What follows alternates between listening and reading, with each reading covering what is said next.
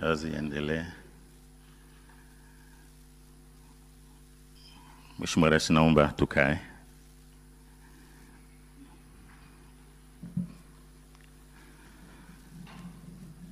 Mheshimiwa Dr. Samia Suluhu Hassan, Rais wa Jamhuri ya Muungano wa Tanzania, Mheshimiwa Dr. Philip Mpango, Makamu wa Rais wa Jamhuri ya Muungano wa Tanzania, Mheshimiwa Kassim Majaliwa, Waziri Mkuu wa Jamhuri ya Muungano wa Tanzania, Mheshimiwa Dr. Tulia Ackson, Spika wa Bunge la Jamhuri ya Muungano wa Tanzania, Mheshimiwa Profesa Ibrahim Hamisi Juma, Jaji Mkuu wa Tanzania, waheshimiwa mawaziri pamoja na manaibu mawaziri mliopo, Mheshimiwa Balozi Dr. Moses Kusiluka, Katibu Mkuu Kiongozi, Mheshimiwa Albert Chalamila, Mkuu wa Mkoa wa Dar es Salaam, ndugu makatibu na manaibu makatibu wakuu mliopo, natambua uwepo wa waheshimiwa wenye viti wa kamati za kudumu za Bunge, Bajeti, Hesabu za Serikali, PAC, Utawala, Katiba na Sheria, pamoja na serikali za mitaa LAC. Mheshimiwa Hamza Johari, Mwanasheria Mkuu wa Serikali. Bwana Nehemia Mchechu, Msajili wa Hazina. Bwana Charles Kichere, Mdhibiti na Mkaguzi Mkuu wa Hesabu za Serikali CAG. Dr. Othman Abbas Ali, Mdhibiti na Mkaguzi Mkuu wa Hesabu Zanzibar. Bwana Crispin Chalamila, Mkurugenzi Mkuu wa Taasisi ya Kuzuia na Kupambana na Rushwa TAKUKURU. Wakuu wa taasisi mbalimbali za serikali, wakuu wa vyombo vya ulinzi na usalama, mabibi na mabwana, wageni waalikwa, karibuni Ikulu. Mheshimiwa Rais, karibu katika hafla ya kupokea ripoti za Mdhibiti na Mkaguzi Mkuu wa Hesabu za Serikali kwa mwaka wa fedha 2023/24 pamoja na taarifa ya mwaka ya utendaji kazi wa Taasisi ya Kuzuia na Kupambana na Rushwa TAKUKURU hapa Ikulu Dar es Salaam leo tarehe 27 Machi mwaka 2025. Mheshimiwa Rais, kwa ridhaa yako naomba sasa kumkaribisha Mkurugenzi Mkuu wa TAKUKURU Bwana Crispin Chalamila ili aweze kuwasilisha taarifa yake. Mkurugenzi Mkuu wa TAKUKURU, kwa heshima na taadhima, karibu.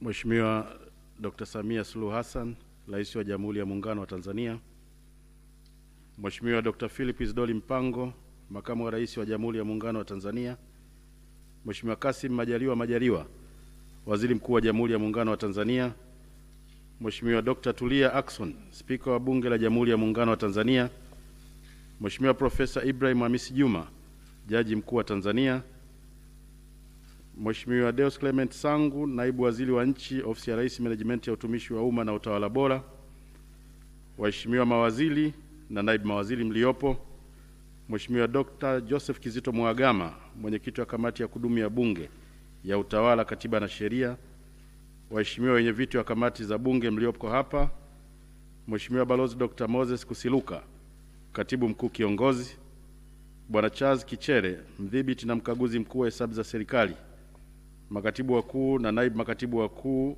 mliopo, wakuu wa vyombo vya ulinzi na usalama, Mheshimiwa Albert Chalamila, Mkuu wa Mkoa wa Dar es Salaam, viongozi waandamizi wa serikali mliopo, watumishi wa TAKUKURU, ndugu waandishi wa habari, ndugu wageni waalikwa, mabibi na mabwana, Jamhuri ya Muungano wa Tanzania. Mheshimiwa Rais, awali ya yote na kwa namna ya kipekee ninaomba kumshukuru Mwenyezi Mungu mwingi wa rehema kwa kutuwezesha kuifikia siku ya leo na kutukutanisha hapa tukiwa na afya njema katika tukio hili muhimu. Mheshimiwa Rais, kipekee naomba nitumie fursa hii kukushukuru sana kwa kuniamini na kuniteua kuwa Mkurugenzi Mkuu wa Taasisi ya Kuzuia na Kupambana na Rushwa, jukumu ambalo ninaendelea kulitekeleza kwa uadilifu, weledi na uwezo wangu wote. Ninakushukuru sana. Mheshimiwa Rais, vile vile ninakushukuru kwa kuridhia na kutenga muda wako kwa ajili ya tukio hili la kupokea taarifa ya utendaji kazi wa Taasisi ya Kuzuia na Kupambana na Rushwa kwa kipindi cha mwaka 2023/24. Tunakushukuru sana. Mheshimiwa Rais, kwa niaba ya management na watumishi wa TAKUKURU ninakupongeza kwa kutimiza miaka minne ya kuwa Rais wa Jamhuri ya Muungano wa Tanzania, kipindi ambacho tumeshuhudia kupatikana kwa maendeleo makubwa katika sekta mbalimbali nchini mwetu. Hongera sana Mheshimiwa Rais kwa uongozi wako mahiri. Taarifa ya utendaji kazi wa TAKUKURU kwa mwaka 2023/24. Mheshimiwa Rais, TAKUKURU katika kutekeleza majukumu yake inazingatia sheria ya kuzuia na kupambana na rushwa sura ya 329 na sheria nyingine za nchi, vile vile dira ya maendeleo ya taifa 2025, ilani ya uchaguzi ya Chama cha Mapinduzi ya mwaka 2020, mpango wa 3 wa taifa wa maendeleo wa miaka mitano, mpango mkakati wa TAKUKURU pamoja na miongozo ambayo umekuwa ukiitoa. Mheshimiwa Rais, majukumu ya TAKUKURU yameainishwa katika kifungu cha 7 cha sheria ya kuzuia na kupambana na rushwa sura ya 329 ambayo ni MOS, kuzuia rushwa kwa kuelimisha umma na kuhamasisha ushiriki mapambano dhidi ya rushwa pamoja na kufanya uchambuzi na utafiti wa mifumo ya utendaji ili kubaini mianya ya rushwa na kushauri namna bora ya kuiziba. Na jukumu la pili ni kupambana na rushwa kwa kuchunguza tuhuma za makosa ya rushwa na kwa kibali cha mkurugenzi wa mashtaka kuendesha mashtaka ya rushwa mahakamani kwa mujibu wa sheria. Mheshimiwa Rais, utekelezaji wa majukumu haya ya TAKUKURU umeelezwa bayana kwenye taarifa ya utendaji kazi wa TAKUKURU ya mwaka 2023/24 nitakayoiwasilisha kwako leo.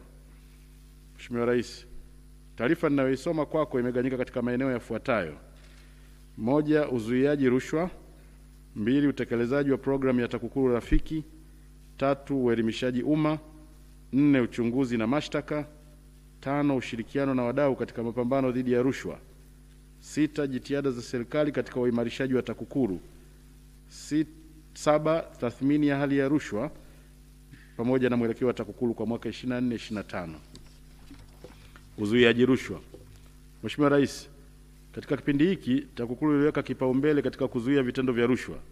Mtazamo huu unaendana na maelekezo yaliyotupatia ya kuzuia vitendo vya rushwa zaidi ili kupunguza madhara katika utekelezaji wa miradi ya maendeleo au utoaji wa huduma kwa umma na kuhakikisha kwamba madhara hayo yanadhibitiwa mapema na pia kupunguza gharama za uchunguzi. Mheshimiwa Rais, TAKUKURU imefanya ufuatiliaji wa rasilimali za umma katika utekelezaji wa miradi ya maendeleo ipatayo 1773 yenye thamani ya shilingi trilioni 11.48. Miradi iliyofuatiliwa ni pamoja na ujenzi wa hospitali za rufaa katika mikoa ya Songwe, Katavi, Kigoma, Singida, Geita na Tabora, ujenzi wa uwanja wa ndege wa kimataifa wa Msalato mkoani Dodoma, urejeshwaji wa mikopo ya 10% katika halmashauri pamoja na matumizi ya fedha za mfuko wa afya. Mheshimiwa Rais, miradi mingine iliyofuatiliwa ni miradi 11 ya ujenzi wa miundombinu ya maji safi katika mikoa ya Mtwara, Ruvuma, Lindi, Tabora, Mwanza na Shinyanga. Lengo la ufuatiliaji lilikuwa ni kubaini iwapo fedha iliyotengwa inatumika kulingana na matakwa ya mikataba ya kazi na sheria ya ununuzi na ujenzi. Mheshimiwa Rais, yaliyobainika kwenye ufuatiliaji huo ni pamoja na kutozingatiwa kwa sheria za ujenzi kwa mujibu wa mikataba kwa baadhi ya miradi; 2, kutofanyika kwa vipimo vya ubora wa malighafi zilizotumika katika ujenzi kwenye baadhi ya miradi; na 3, ucheleweshaji wa malipo ya wakandarasi. Mheshimiwa Rais, kutokana na mapungufu haya, TAKUKURU ilichukua hatua mbalimbali kwa mujibu wa sheria ya kuzuia na kupambana na rushwa sura ya 329. Hatua hizo ni zifuatazo: 1, kufanya uchunguzi kwenye miradi 92 yenye thamani ya shilingi bilioni 65.16. Idadi hii ya miradi iliyofanyiwa uchunguzi ni pungufu ikilinganishwa na miradi 171 yenye thamani ya shilingi bilioni 143.35 iliyobainika kuwa na kasoro na kuanzishiwa uchunguzi kwa mwaka 2022/23. 2, kuelimisha wadau na watekelezaji wa miradi 1362 ili kuimarisha usimamizi na kuzuia vitendo vya rushwa na upotevu wa rasilimali. Na mwisho ni kutoa ushauri wa kuimarisha utekelezaji wa miradi 319. Mheshimiwa Rais, TAKUKURU inaendelea kufanya ufuatiliaji ili kuhakikisha kuwa mapendekezo yaliyotolewa yanatekelezwa, mianya ya rushwa inazibwa, miradi inayotekelezwa inakamilika kwa wakati na pia inakidhi viwango vya ubora pamoja na thamani ya pesa. Mheshimiwa Rais, tathmini hii inaashiria kuimarika kwa usimamizi wa miradi na kuongezeka kwa uelewa na ufuatiliaji wa wananchi kuhusu utekelezaji wa miradi ya maendeleo katika maeneo yao. Mheshimiwa Rais, TAKUKURU ilifanya kazi 660 za utafiti na uchambuzi wa mifumo ya utoaji huduma kwa lengo la kubaini mianya ya rushwa na kushauri namna bora ya kuziba mianya iliyobainika. Kazi hizo ni pamoja na ukusanyaji na uwasilishaji wa kodi ya zuio kupitia halmashauri. TAKUKURU imefanya uchambuzi wa mfumo wa ukusanyaji na uwasilishaji wa kodi ya zuio katika halmashauri 101 nchini kwa lengo la kutathmini ufanisi wa mfumo huo. Malengo mahususi yalikuwa ni kutathmini ukusanyaji wa kodi ya zuio, uwasilishaji wa kodi ya zuio katika Mamlaka ya Mapato Tanzania TRA, na mifumo ya ndani ya udhibiti katika ukusanyaji na uwasilishaji wa kodi hiyo. Uchambuzi uliofanyika ulibaini yafuatayo: halmashauri 52 kati ya 101 zilizofikiwa zinakata kodi ya zuio kutoka kwa wazabuni mbalimbali. Na pili, kati ya halmashauri zinazokata kodi hiyo, halmashauri 41 zinawasilisha kodi kikamilifu na halmashauri 11 zinawasilisha kodi pungufu.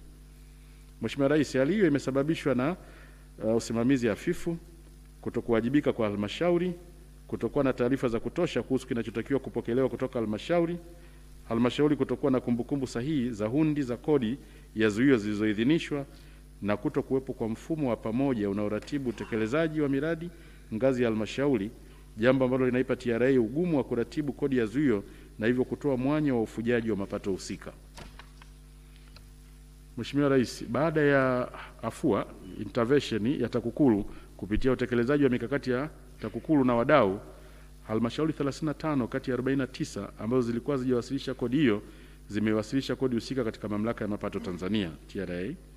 Kiasi ambacho kilikuwa kijawasilishwa kwa halmashauri zilizofikiwa na uchambuzi ni shilingi milioni 186.3 kwa mwaka 21-22 na shilingi bilioni 1.38 kwa mwaka 2022-23.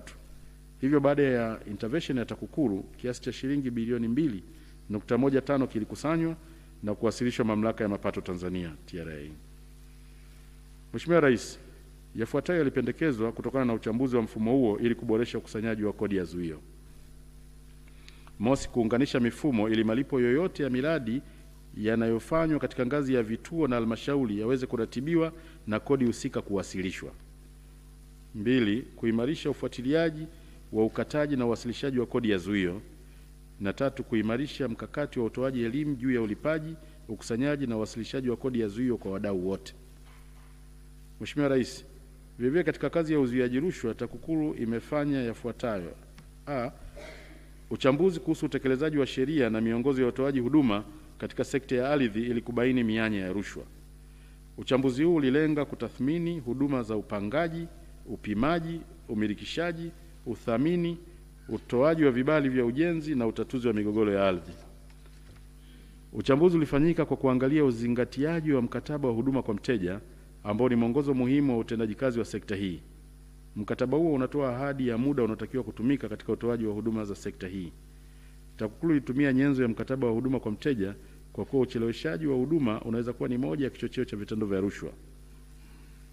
Uchambuzi ulionyesha kuwa uzingatiaji wa mkataba wa huduma kwa mteja wa Wizara ya Ardhi kwa mwaka 2020 uko chini ya 50%. Hii ni katika utoaji wa huduma za ubadilishaji wa matumizi ya ardhi; 2, kuomba na kupewa kiwanja; 3, utoaji wa hati miliki za ardhi; 4, uhamishaji wa miliki ya ardhi; na 5, upitishaji wa vibali vya ujenzi wa nyumba za kawaida. Mheshimiwa Rais, uchambuzi huu ulibaini kuwa changamoto zinazokwamisha utolewaji wa huduma katika sekta ya ardhi kama ilivyoelekezwa katika mkataba wa huduma kwa mteja ni hizi zifuatazo: 1, upungufu wa rasilimali watu, yani wataalamu, fedha na vitendea kazi katika utoaji wa huduma mbalimbali za ardhi. 2, mifumo ya tehama katika utoaji wa huduma za ardhi kutosomana. 3, kutoa namba ya malipo ya umilikishaji ardhi kwa zaidi ya mtu mmoja. 4, kupokea malipo ya umilikishaji wa kiwanja kwa zaidi ya mtu mmoja. 5, uelewa mdogo wa wananchi kuhusu taratibu za umilikishwaji wa ardhi. Na 6, usimamizi hafifu wa watendaji wa ardhi kwenye halmashauri baada ya kuhamishiwa Wizara ya Ardhi, huku wakiwa bado wanafanya kazi chini ya Ofisi ya Rais, Tawala za Mikoa na Serikali za Mitaa. Na pia muda wa kusikiliza mashauri ya msingi kutofautiana kati ya mkataba wa huduma kwa mteja ambao ni miezi 12 na sheria ya mahakama ya utatuzi wa migogoro ya ardhi sura ya 216 ambao ni miezi 24. Mheshimiwa Rais, changamoto hizi zinatoa mwanya wa vitendo vya rushwa kwa baadhi ya watumishi wa sekta hii wasiokuwa waadilifu na ni chanzo cha migogoro ya ardhi katika jamii. Mheshimiwa Rais, kutokana na matokeo haya, TAKUKURU ilipendekeza yafuatayo: Wizara ya Ardhi na Ofisi ya Rais TAMISEMI kuwezesha upatikanaji wa rasilimali watu kwa maana ya wataalamu wa ardhi, fedha pamoja na vifaa vinavyohitajika katika utoaji wa huduma katika sekta ya ardhi. 2. Kuongeza kasi ya maboresho ya mifumo ya TEHAMA katika utoaji wa huduma za ardhi ili kupunguza urasimu. Na 3. Wizara ya Ardhi iandae mpango wa kuelimisha jamii kuhusiana na utaratibu sahihi wa umilikishaji ardhi, isimamie uadilifu wa watendaji wa sekta ya ardhi, iimarishe usimamizi wa watendaji wanaotekeleza majukumu yao katika ngazi ya halmashauri, na ifanye maboresho ya mkataba wa huduma kwa mteja kuhusu muda wa kusikiliza mashauri ya msingi. Mheshimiwa Rais, kazi nyingine za uchambuzi wa mifumo zilizofanyika ni pamoja na utafiti wa kupima hali ya rushwa katika huduma zinazotolewa na mahakama, kazi ambayo TAKUKURU ilitekelezwa kwa pamoja kwa kushirikiana na mahakama, na matumizi ya fedha za miradi ya asasi 41 zisizo za kiserikali. Mheshimiwa Rais, kufuatia kazi hizi za uchambuzi, TAKUKURU ilifanya vikao kazi 579 na wadau wa sekta husika ili kuweka mikakati ya kutekeleza mapendekezo 1534 ya kuziba mianya ya rushwa iliyobainishwa. Kati ya mapendekezo 1534 yaliyowekwa, mapendekezo 1429 sawa na asilimia 93.2 yalitekelezwa. Utekelezaji huu unaonesha kuwa mwitikio wa wadau wa kutekeleza mapendekezo yanayotolewa na TAKUKURU unaongezeka, hali inayochangia uokoaji wa fedha za umma. TAKUKURU inaendelea kufuatilia utekelezaji wa mapendekezo yaliyobakia. Utekelezaji wa programu ya TAKUKURU Rafiki. Mheshimiwa Rais, TAKUKURU iliendelea kutekeleza programu ya TAKUKURU Rafiki inayolenga kutatua kero katika utoaji wa huduma kwa umma au utekelezaji wa miradi ya maendeleo. Kero hizi ni zile ambazo zisipotatuliwa zinaweza kusababisha kutokea kwa vitendo vya rushwa. Katika kipindi hiki, TAKUKURU ilifanya jumla ya vikao 1842 katika kata 2117 kati ya kata zote 3956 zilizopo Tanzania bara ili kuibua kero zilizopo kwenye utoaji wa huduma au katika utekelezaji wa miradi ya maendeleo. Vikao hivyo viliibua jumla ya kero 11858 ambapo kero 9128 sawa na asilimia 76.9 zilitatuliwa na ufuatiliaji wa utatuzi wa kero ambazo hazijapatiwa ufumbuzi unaendelea. Mheshimiwa Rais, utekelezaji wa programu hii umeleta mafanikio makubwa yakiwemo yafuatayo: wananchi kuendelea kuunga mkono juhudi za serikali katika kuzuia na kupambana na rushwa, wananchi kuongeza imani kwa serikali baada ya kero zao kutatuliwa, watoa huduma kuongeza uwajibikaji katika sekta katika kutekeleza majukumu yao. Mheshimiwa Rais, kazi ya uzuiaji rushwa zimeelezwa kwa undani katika taarifa yetu kuanzia ukurasa wa 6 mpaka wa 35, na vile kwa ruhusa yako, baada ya wasilisho hili tutakuomba utazame video documentary fupi kuhusu mafanikio ya utekelezaji wa programu ya TAKUKURU Rafiki. Uelimishaji umma. Mheshimiwa Rais, katika kuhamasisha umma kushiriki mapambano dhidi ya rushwa, elimu iliendelea kutolewa kwa kutumia mbinu za matumizi ya TEHAMA za ana kwa ana kwa lengo la kuongeza uelewa na kubadili mtazamo wa wananchi katika kuzuia na kupambana na rushwa. Mheshimiwa Rais, kazi za uelimishaji umma zilizotekelezwa zilijumuisha semina 3847, mikutano ya hadhara 3797, kuimarisha klabu za wapinga rushwa 6815 na kushiriki maonesho 445. Kazi nyingine za uelimishaji zilizotekelezwa ni kurusha vipindi 582 vya radio na television, kusambaza mitandaoni aina 13 za machapisho pamoja na makala za video, yani video documentaries 87 zilizosambazwa kupitia TAKUKURU TV.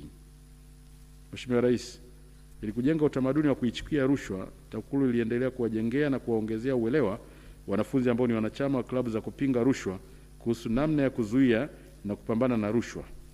Katika kutekeleza kazi hii, klabu 4588 za shule za msingi, klabu 2155 za shule za sekondari na klabu 72 za vyuo ziliimarishwa.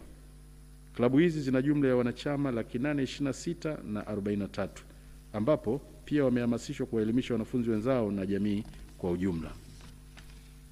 Mheshimiwa Rais, kupitia makubaliano ya ushirikiano MOU, TAKUKURU imeendelea kushirikiana na Chama cha Scout Tanzania TSA, ambapo vijana wa Scout wameelimishwa kuhusu madhara ya rushwa na jinsi ya kuzuia na kupambana na rushwa. Aidha, kwa kutambua kwamba Scout ni swala la muungano, ushirikiano huu umeijumuisha pia mamlaka ya kuzuia rushwa na uhujumu uchumi Zanzibar, yani ZAECA. TAKUKURU pia imeanzisha ushirikiano na Tanzania Girl Guides Association TGGA ili kuongeza wigo wa kuwashirikisha vijana wa kike katika kuzuia na kupambana rushwa na kuwajengea ujasiri na mbinu za kukabiliana na vitendo vya rushwa, hususan rushwa ya ngono. Mheshimiwa Rais, katika hatua nyingine, TAKUKURU ilishiriki katika mbio za Mwenge wa Uhuru za mwaka 2023 kwa dhumuni la kuhamasisha umma kuhusu umuhimu wa kusimamia utekelezaji wa miradi ya maendeleo na namna ya kuzuia na kupambana na vitendo vya rushwa katika shughuli za utoaji huduma au shughuli za uzalishaji. Mheshimiwa Rais, uelimishaji huu umeongeza: moja, uelewa na ufahamu wa wananchi kuhusu mbinu mbalimbali za kuzuia na kupambana na rushwa; mbili, uungwaji mkono wa juhudi za serikali katika kuzuia na kupambana na rushwa; na tatu, ushirikiano wa wananchi kutoa taarifa za vitendo vya rushwa pamoja na kutoa ushahidi mahakamani. Mheshimiwa Rais, TAKUKURU kupitia kituo chake cha huduma kwa mteja ambacho hutoa huduma ya simu ya dharura bure kwa kutumia namba 113 kwa wananchi wa Tanzania bara iliendelea kutoa elimu ya mapambano dhidi ya rushwa kwa wananchi. Wananchi hupata huduma hii kwa njia ya kupiga simu, kutuma ujumbe mfupi wa maneno SMS, na pia USSD kwa kupiga *113 alama ya reli na kufuata maelekezo ya kutoa taarifa za vitendo vya rushwa. Huduma hii hupatikana kwa saa 24 kila siku. Mheshimiwa Rais, kazi za uelimishaji umma zimeelezwa kwa undani katika taarifa yetu kuanzia ukurasa wa 36 hadi 53. Uchunguzi na mashtaka. Mheshimiwa Rais, katika kipindi cha mwaka 2023-24 kupitia operesheni mbalimbali za uchunguzi, TAKUKURU ilifanikiwa kuokoa kiasi cha shilingi bilioni 30.19. Baadhi ya chunguzi zilizofanikisha uokoaji huu ni hizi zifuatazo: mosi, mikopo isiyorejeshwa katika Benki ya Maendeleo ya TIB kiasi cha shilingi bilioni 6.6. Mikopo hii ilitolewa bila kuzingatia utaratibu na vigezo kwa kampuni ya Amboni Saiso Properties Limited ya jijini Tanga. Fedha hii tayari imerejeshwa TIB. Mbili, ushuru uliokusanywa katika maeneo ya minada, masoko na maeneo mengine katika halmashauri ya jiji la Ilala kiasi cha shilingi bilioni 6.8. Wakusanyaji hao wa ushuru hawakuziwasilisha fedha hizo benki. Fedha hizo zimerejeshwa na kuwekwa katika akaunti ya mfuko mkuu wa halmashauri ya jiji la Ilala. Ufuatiliaji wa miradi ya maendeleo katika halmashauri kiasi cha shilingi bilioni 3.16. Kati ya kiasi hicho, shilingi bilioni 1.12 ni fedha taslim iliyorejeshwa kwenye akaunti za halmashauri na shilingi bilioni 2.04 ilidhibitiwa sambamba na vifaa kurejeshwa katika miradi husika. 4. Ukwepaji kodi wa shilingi bilioni 2.4. Kati ya fedha hii, shilingi milioni 281.44 ilikuwa ni fedha ya kodi iliyokwepwa kulipwa na wafanyabiashara mbalimbali katika mkoa wa Kigoma. Vile vile TAKUKURU imeokoa kiasi cha shilingi bilioni 2.15 iliyotokana na ukwepaji wa kodi ya zuio, yani withholding tax. Mheshimiwa Rais, katika kipindi hiki TAKUKURU imekamilisha uchunguzi wa majarada 728 na kuwezesha kuchukuliwa hatua mbalimbali kwa mujibu wa sheria. Kati ya majarada hayo 17 ni ya rushwa kubwa ambayo yanahusisha thamani ya shilingi bilioni 1 na kuendelea. Chunguzi hizo ni pamoja na hizi zifuatazo: moja, mkataba wa upangishaji wa jengo la Ngorongoro Tourism Center shilingi bilioni 7.96 ambapo watuhumiwa walimpangisha mteja chini ya bei iliyoelekezwa katika operation plan na bila kupata ridhaa ya bodi ya wakurugenzi. Mbili, vitendo vya rushwa na utakatishaji fedha kiasi cha shilingi bilioni 4.2 kwa watumishi wa kitengo cha agency banking cha benki ya CRDB kutoka kwa mawakala wakuu super agents ili wasiwasitishie mikataba yao ya uwakala. Tatu, vitendo vya rushwa na uchapishaji wa fedha kwa kushirikisha watumishi wa benki na watumiwa wengine kama ifuatavyo: shilingi bilioni 2.35 zilizochepushwa na maafisa wa benki ya ABC kupitia miamala iliyofanyika na kurejeshwa, yani teller reversal entries. Miamala ya kutuma pesa kutoka kwenye akaunti kwa njia ya simu, mobile banking transfers, kuruhusu miamala ya kupitiliza iliyofanywa kwa kupitia katika huduma ya kadi ya malipo ya kabla, yani card overdrawn in connection with prepaid card services. 4. Vitendo vya rushwa na kuisababishia serikali hasara ya shilingi bilioni 2.89 kwenye zabuni ya ujenzi wa daraja la Kijichi Toa Ngoma na barabara ya Mwanamtoti katika wilaya ya Kigamboni jijini Dar es Salaam. 5. Vitendo vya rushwa vilivyofanywa na kampuni ya Nat Group Limited kwa kushirikiana na watu wengine kama dhamana wakati wa kuchukua credit bond yenye thamani ya shilingi bilioni 2.3 kutoka First Assurance kwa lengo la kupata uwezo wa kununua mafuta aina ya petroli kwa njia ya mkopo kutoka katika kampuni ya usambazaji mafuta ya United Petroleum Limited. Na 6. Vitendo vya rushwa kwenye usambazaji wa vifaa vya umeme vyenye thamani ya shilingi bilioni 2.01 katika bohari ya TANESCO mkoa wa Mwanza. Mheshimiwa Rais, majalada mengine yaliyochunguzwa yalihusu: 1. Uchunguzi wa tuhuma 285 ambazo zilitokana na taarifa ya mdhibiti na mkaguzi mkuu wa hesabu za serikali CAG ya mwaka 2022-2023. Kutokana na tuhuma hizo, tuhuma 145 zilifungwa kwa kukosa ushahidi unaothibitisha vitendo vya rushwa pasipo shaka, yani beyond reasonable doubt. B. Tuhuma 140 zilifunguliwa majalada na uchunguzi wake kukamilika ambapo watuhumiwa walifikishwa mahakamani. Katika kesi 140 zilizofunguliwa mahakamani, kesi 55 zimeamuliwa na jamhuri ilishinda kesi 41, kesi 4 zimeondolewa mahakamani na kesi 81 zinaendelea kusikilizwa katika hatua mbalimbali. Vile vile tuhuma kwenye majalada 15 watuhumiwa wamechukuliwa hatua za kinidhamu kwa ukiukaji wa taratibu mbalimbali. Majalada mengine ni ya uchunguzi wa tuhuma 135 zilizotokana na taarifa ya mamlaka ya udhibiti wa ununuzi wa umma PPRA ya mwaka 2023. Uchunguzi wa tuhuma 84 ulifungwa baada ya kukosekana ushahidi wa vitendo vya rushwa. Tuhuma 46 bado zinaendelea kufanywa uchunguzi na tuhuma 5 zimechunguzwa na kukamilika na zipo katika taratibu za uchukuaji wa hatua stahiki za kisheria. Majalada mengine yalihusu uchunguzi kuhusu tuhuma za ubadhilifu wa mapato ya serikali kupitia kiasi cha shilingi bilioni 46.46 kilichokusanywa kupitia mashine za POS. Kutokana na uchunguzi huu, TAKUKURU ilifungua majalada 281 ambapo washtakiwa katika kesi 73 zilizofunguliwa mahakamani wametiwa hatiani na kurejesha fedha kiasi cha shilingi bilioni 6.2. Kesi 86 zinaendelea mahakamani. Majalada 35 uchunguzi wake umekamilika na zipo katika taratibu za uchukuaji wa hatua stahiki za kisheria. Majalada 19 uchunguzi wake umefungwa. Watuhumiwa katika jalada moja wamechukuliwa hatua za kinidhamu na uchunguzi wa majalada 67 unaendelea. Mheshimiwa Rais, sababu za ubadhirifu kuendelea kujitokeza kwenye ukusanyaji wa mapato ya halmashauri mbalimbali nchini ni hizi zifuatazo: kukosekana kwa usimamizi madhubuti kuhakikisha fedha inayokusanywa inapelekwa benki.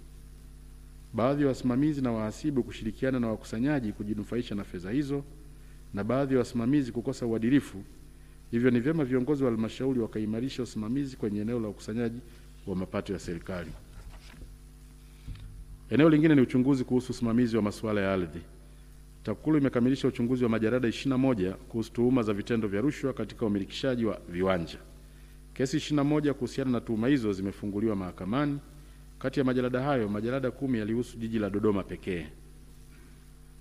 Mheshimiwa Rais, katika kipindi hiki TAKUKURU iliendesha jumla ya kesi 978 zikiwemo kesi mpya 462 zilizofunguliwa mwaka 2023-24 na kesi 516 za miaka ya nyuma katika mahakama mbalimbali nchini.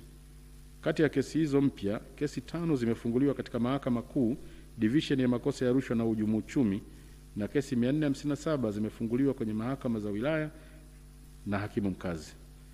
Kati ya kesi hizo 978, kesi 440 za rushwa zimetolewa uamuzi mahakamani ambapo jamhuri imeshinda kesi 334. Mheshimiwa Rais, kiwango cha kushinda kesi kilichofikiwa katika kipindi hiki ni 76% ikilinganishwa na kiwango cha 67.7 kilichofikiwa mwaka 2022-2023. Mheshimiwa Rais, kazi za uchunguzi wa mashtaka zimeelezwa kwa undani katika taarifa yetu kuanzia ukurasa wa 54 mpaka 72. Ushirikiano na wadau katika mapambano dhidi ya rushwa. Mheshimiwa Rais, katika mwaka 2023-2024 TAKUKURU ilishirikiana na wadau wa ndani na wa nje kama ifuatavyo. Ushirikiano na wadau wa ndani. TAKUKURU iliendelea kushirikiana na wadau wa ndani ambao ni wananchi, mamlaka za serikali, viongozi wa dini, viongozi wa kimila, asasi za kiraia, taasisi binafsi, vyama vya siasa, vyama vya ushirika, taasisi za umma zikiwemo zinazohusika na usimamizi wa sheria pamoja na vyombo vya habari. Mheshimiwa Rais, kutokana na kuwepo kwa makubaliano ya ushirikiano MOU kati ya TAKUKURU na Taasisi ya Elimu Tanzania TET, tumefanikiwa kuingiza maudhui ya kuzuia na kupambana na rushwa kwenye mtaala wa elimu ya awali, msingi, sekondari na vyuo vya ualimu katika somo la historia ya Tanzania na maadili. Mtaala huu umeanza kufundishwa kwa wanafunzi wa darasa la 3, kidato cha kwanza na kidato cha 5 kwa muhula wa masomo wa mwaka 2024. Ushirikiano na ZAECA.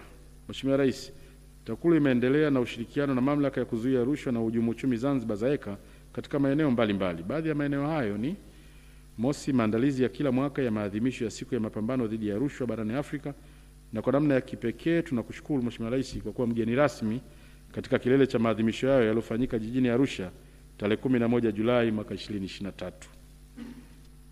Mbili, ushirikiano mwingine na ZAECA ni katika kubadilishana uzoefu, kujengeana uwezo na kusaidiana katika utekelezaji wa majukumu yetu.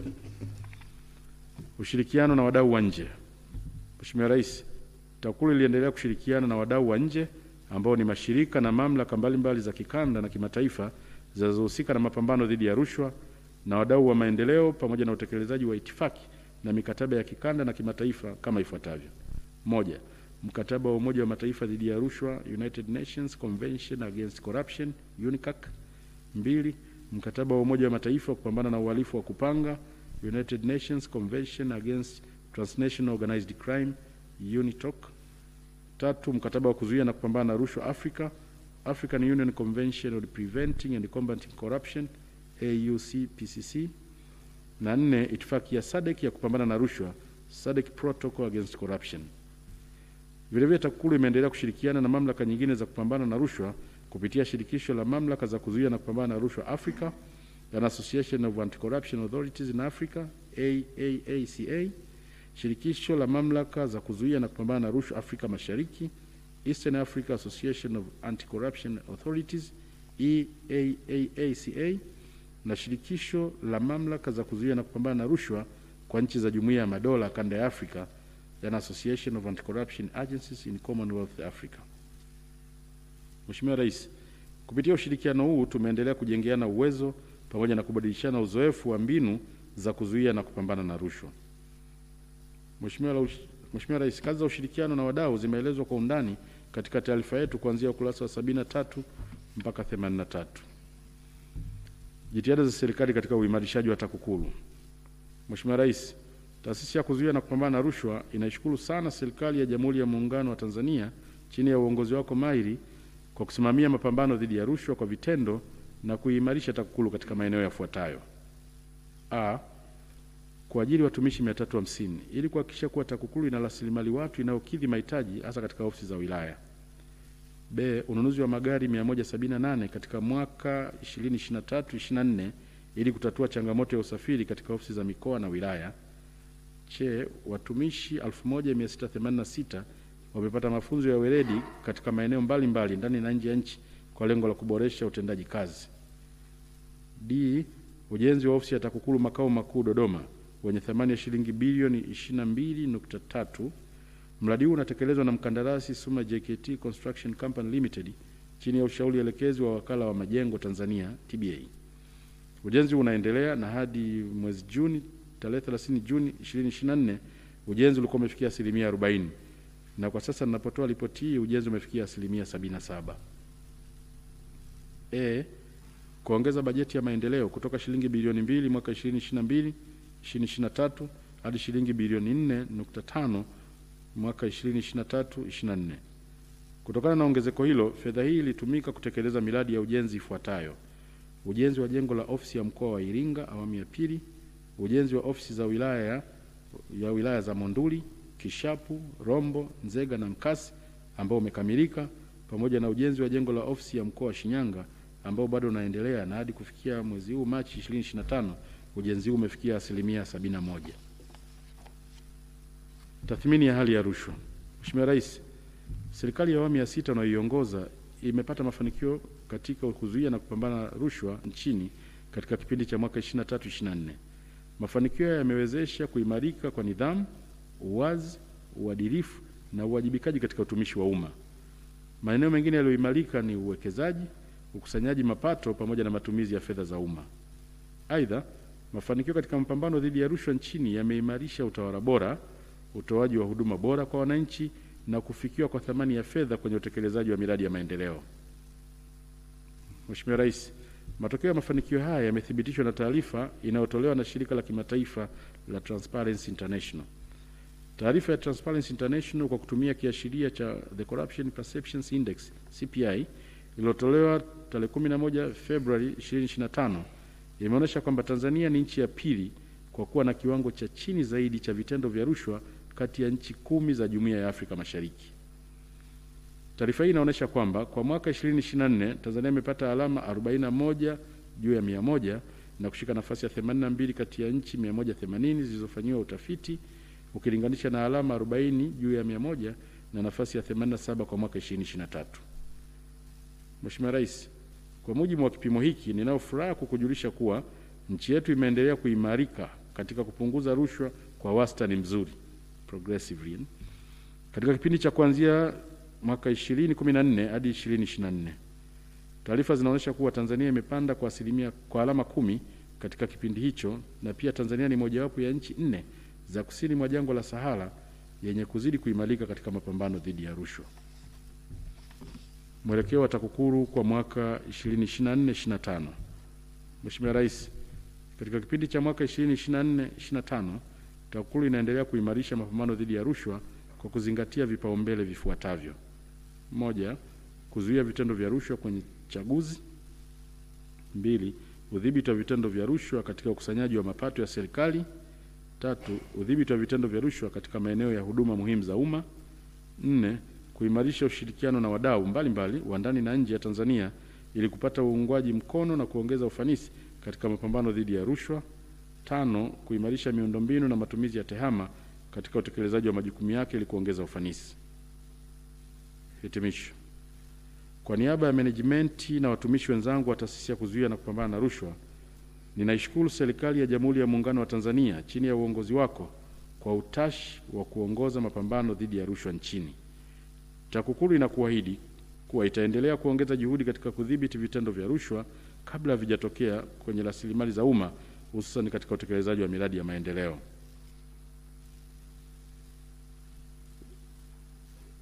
Sasa naomba nitumie fursa hii Mheshimiwa Rais kukualika kutazama video documentary inayohusu mafanikio ya utekelezaji wa programu ya TAKUKURU Rafiki. Asante. Mimi nadhani tukiungana sisi wote viongozi katika maeneo mbalimbali, sisi hapa tumelaunch kwenye kata zetu 20 na mitaa 106, tukifanya hizi kampeni tukiwahusisha na wenyeviti wa serikali za mtaa. Naam, baada ya makala hiyo tunakuomba tena Mkurugenzi Mkuu wa TAKUKURU kwa itifaki inayofuata.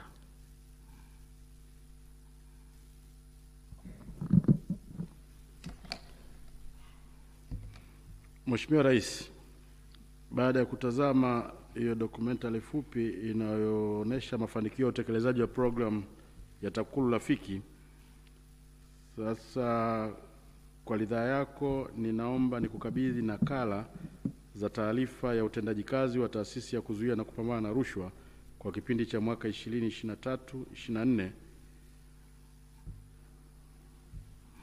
Haya, Mheshimiwa Rais wa Jamhuri ya Muungano wa Tanzania, naomba usogee kwenye meza. Sasa kwa sababu tuko live, wenzetu wanarusha vyombo, viongozi na wengine wote naomba tukae. Vinginevyo kamera zitapiga kwenye visogo vyetu. Naam, makofi jamani. Mheshimiwa Rais anapokea taarifa hiyo kutoka kwa Mkurugenzi Mkuu wa TAKUKURU.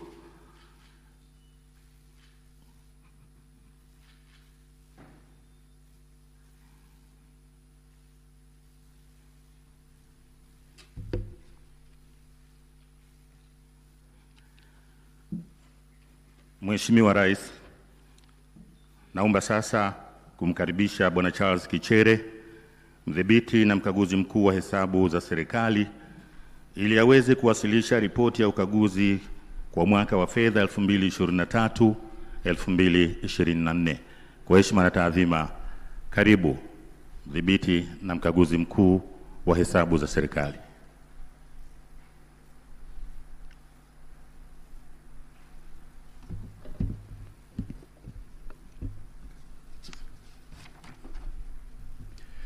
Mheshimiwa Samia Suluhu Hassan, Rais wa Jamhuri ya Muungano wa Tanzania, Mheshimiwa Dr. Philip Isidori Mpango, Makamu wa Rais wa Jamhuri ya Muungano wa Tanzania, Mheshimiwa Kassim Majaliwa Mbunge, Waziri Mkuu wa Jamhuri ya Muungano wa Tanzania, Mheshimiwa Daktari Tulia Ackson Mwansasu Mbunge, Spika wa Bunge la Jamhuri ya Muungano wa Tanzania, Mheshimiwa Profesa Ibrahim Juma, Jaji Mkuu wa Tanzania, Mheshimiwa Balozi Daktari Moses Mpogole Kusiluka, Katibu Mkuu Kiongozi, waheshimiwa mawaziri mliopo, Mheshimiwa Hamza Johari, Mwanasheria Mkuu wa Serikali,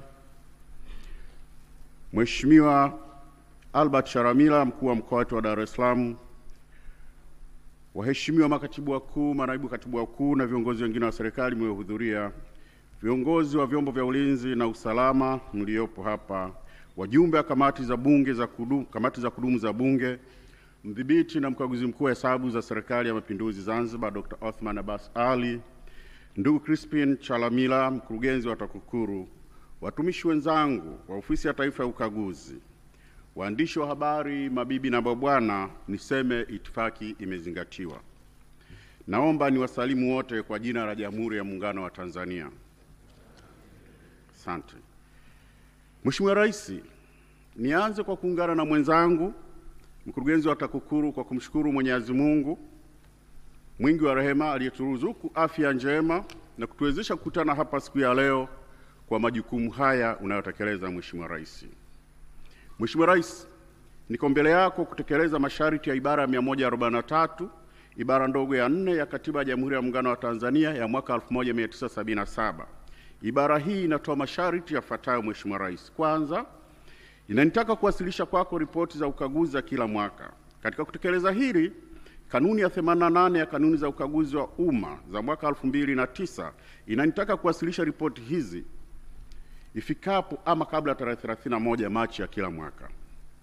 Pili, ibara hii ya katiba inatoa sharti kwamba baada ya kuzipokea ripoti hizi utawaagiza watu wanaohusika waziwasilishe kwenye kikao cha Bunge kinachofuata baada ya kuwa umezipokea ripoti hizi, na inabidi ripoti hizi ziwasilishwe bungeni kabla ya kupita siku 7 tangu siku kilipoanza kikao cha Bunge. Mheshimiwa Rais, ni jambo la faraja kuona kwamba licha majukumu yako mengi ya kuliongoza taifa letu, umekuwa miaka yote ukitenga muda wako ili kutekeleza sharti hili la kikatiba na kutaka upokee ripoti za ukaguzi za kila mwaka. Umekuwa ukifanya kazi hii bila udhuru wowote. Pia umekuwa ukihakikisha ripoti hizi zinapelekwa bungeni ndani ya muda wa siku 7 za kazi tangia kuanza kwa vikao vya Bunge linalofuata baada ya kuzipokea taarifa hizi. Kwa kuwa serikali imekuwa ikitekeleza sharti la kuzipeleka bungeni ripoti hizi za ukaguzi ndani ya muda uliowekwa kikatiba, hivi hakuna hata siku moja ambayo mdhibiti na mkaguzi mkuu wa hesabu za serikali amewahi kulazimika kuziwasilisha mwenyewe kwa Spika wa Bunge kama katiba inavyosema. Mheshimiwa Rais, nikupongeze sana kwa kuhakikisha masharti haya ya katiba yanatekelezwa kwa ukamilifu wake. Hii inaonyesha dhamira yako ya kweli katika kukuza uwazi na uwajibikaji kwenye serikali na taasisi za umma.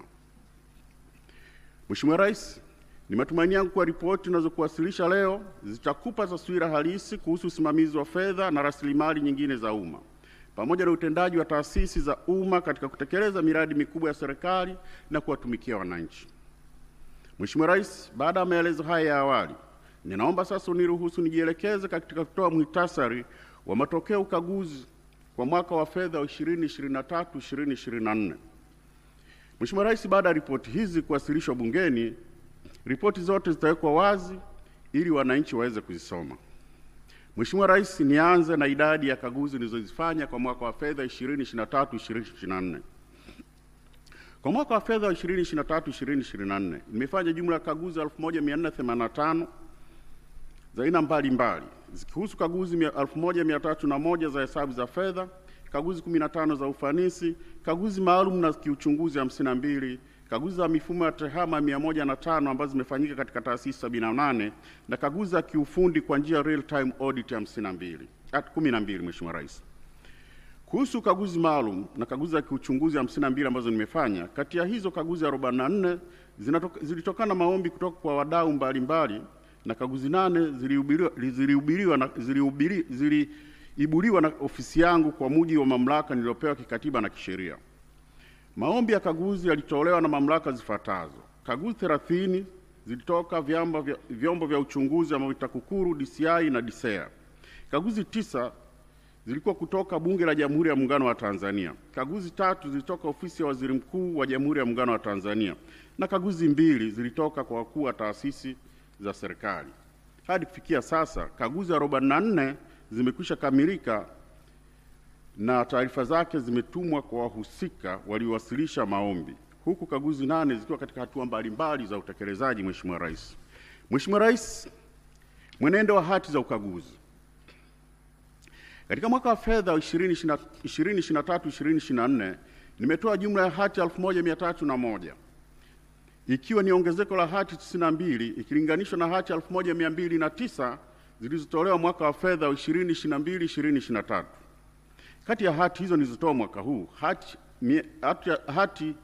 220 zinahusu tawala za mikoa na mamlaka za serikali za mitaa, hati 218 zinahusu mashirika ya umma, hati 513 zinahusu serikali kuu, na hati 19 zinahusu vyama vya siasa, na hati 332 zinahusu miradi ya maendeleo.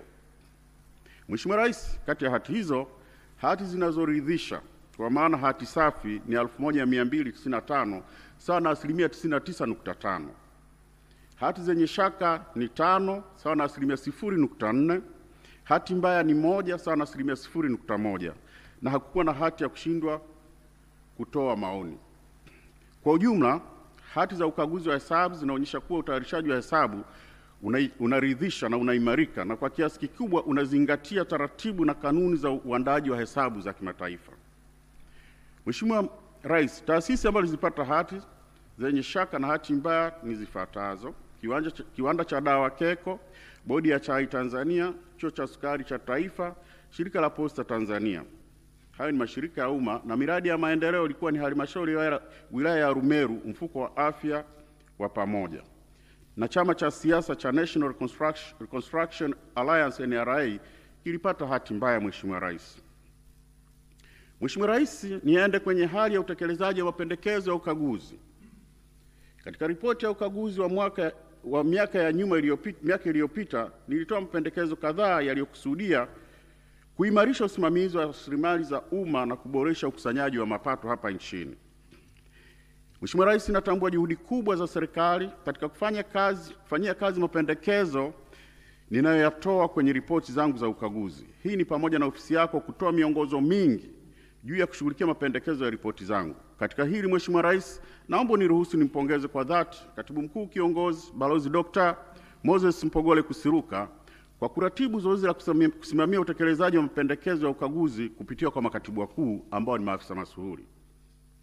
Hata hivyo, Mheshimiwa Rais, naendelea kuweka msisitizo wa mapendekezo haya kutekelezwa kwa ukamilifu wake ili kuhakikisha matumizi bora ya fedha na rasilimali zingine zinazotumika katika kutekeleza shughuli mbalimbali za serikali zinazolenga kuwaletea wananchi maendeleo. Mheshimiwa Rais, mwenendo wa deni la serikali. Kufikia tarehe 30 Juni 2024, deni la serikali lilifikia shilingi trilioni 97.35. Kiasi hiki kimeongezeka kutoka shilingi trilioni 82.25 kilichokuwa kimeripotiwa katika mwaka wa fedha wa 2022-2023. Hii ni sawa na ongezeko la shilingi trilioni 15.1 ambalo ni sawa na 18.36%. Deni hilo linajumuisha deni la ndani la shilingi trilioni 31.95 na deni la nje la shilingi trilioni 65.40. Mheshimiwa Rais, tathmini ya uendelevu wa deni la serikali imebaini kuwa deni la taifa bado ni himilivu. Viashiria vikuu vinaonyesha kuwa halisi ya deni la nje ni asilimia 23.6 ya pato la taifa, chini ya ukomo wa asilimia 40, na deni la jumla ni asilimia 41.1 ya pato la taifa, chini ya ukomo wa asilimia 55. Malipo ya deni kwa mapato ya mauzo ya nje ni asilimia 127.5, chini ya ukomo wa asilimia 180, na malipo ya deni kwa mapato ya serikali ni asilimia 14.5, chini ya ukomo wa asilimia 18. Mheshimiwa Rais, niende kwenye mapato ya kodi. Ukaguzi wa Mamlaka ya Mapato Tanzania umebaini kuwa katika mwaka wa fedha wa 2023/2024 jumla makusanyo yalifikia shilingi trilioni 26.07 ikilinganishwa na shilingi trilioni 22.58 zilizokusanywa katika mwaka wa fedha wa 2022/2023. Hili ni ongezeko la shilingi trilioni 3.49 ambalo ni sawa na ongezeko la asilimia 15.46. Licha ongezeko hili, Mheshimiwa Rais, makusanyo haya yalikuwa chini kwa shilingi bilioni 659.61 sawa na asilimia 2.5 ya makadirio ya shilingi trilioni 26.725. Makusanyo ya kodi, Mheshimiwa Rais, yalichangia asilimia 56 ya mapato yote ya serikali. Niwapongeze TRA kwa juhudi zao za kukusanya mapato na kukaribia kufikia malengo ambayo yamekuwa kiwekewa na serikali. Mheshimiwa Rais, katika mapato ya mamlaka ya serikali za mitaa, mamlaka za serikali za mitaa zimekusanya jumla ya shilingi trilioni 1.23 ambayo ni zaidi ya makisio ya shilingi trilioni 1.14. Halmashauri 110 zilivuka malengo yao ya makusanyo huku halmashauri 72 zikishindwa kufikia malengo. Mheshimiwa Rais, pamoja na mafanikio hayo niliyotaja, ukaguzi wangu umebaini mapungufu kadhaa katika ukusanyaji wa mapato kama ifuatavyo. Kwanza, kesi za kodi zinazosubiri maamuzi za shilingi trilioni 9.83. Mamlaka ya Mapato Tanzania ilikuwa na kesi 1186 za kodi zenye jumla ya shilingi trilioni 9.83 zilizokuwa bado hazijatatuliwa katika mahakama za rufaa za kodi kwa Tanzania bara, kwa maana Court of Appeal of Tanzania, TRAT na TRAB. Mheshimiwa Rais, kwa upande wa serikali za mitaa, mamlaka 14 za mamlaka ya serikali za mitaa zilitarajiwa kukusanya shilingi bilioni 45.61 kupitia mawakala wa mapato, lakini zilikusanya shilingi bilioni 19.49 zikiwa ni upungufu wa shilingi bilioni 26.12. Upungufu mkubwa zaidi ulionekana katika halmashauri 6 zifuatazo. Halmashauri ya Jiji la Dar es Salaam ilipanga kukusanya kutoka kwa mawakala kiasi cha shilingi bilioni 15, lakini ilikusanya bilioni 3.4. Halmashauri ya Manispaa ya Kinondoni ilipanga kukusanya bilioni 10.25, lakini ilikusanya bilioni 5.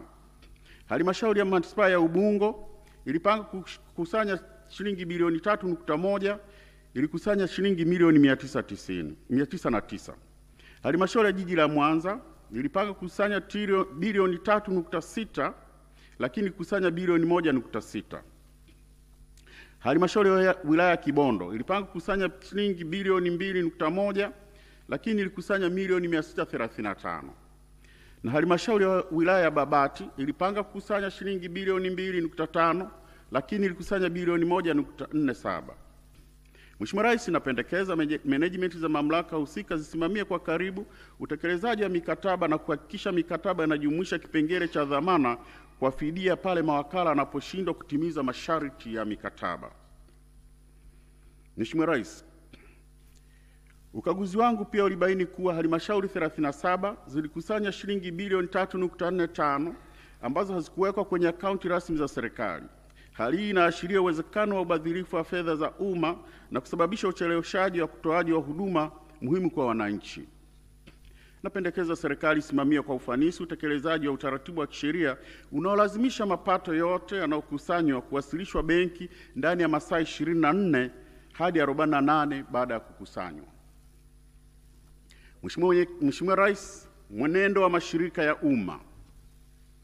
Napenda kutambua juhudi za serikali kupitia mashirika ya umma ya kibiashara 31 ambayo yalifanikiwa kupata faida katika mwaka wa fedha wa 2023/2024. Miongoni mwa mashirika hayo ni Shirika la Maendeleo ya Petroli Tanzania TPDC ambalo lipata faida ya shilingi bilioni 248.75, Shirika la Nyumba la Taifa NHC shilingi bilioni 242.9 na Mamlaka ya Usimamizi wa Bandari Tanzania TPA shilingi bilioni 140.48. Mheshimiwa Rais, lakini katika kipindi hicho hicho cha mwaka wa fedha 2023-2024 mashirika kadhaa yaliendelea kupata hasara, jambo linaloashiria uwepo wa changamoto za kiutendaji na kiuongozi. Hali hii inahitaji ufuatiliaji wa karibu na kuchukuliwa hatua za haraka za kiusimamizi ili kuhakikisha mashirika hayo yanafikia viwango vya tija na ufanisi vinavyotarajiwa. Shirika la Reli Tanzania lilipata hasara ya shilingi bilioni 224 ikilinganisha shilingi bilioni 102 mwaka uliopita.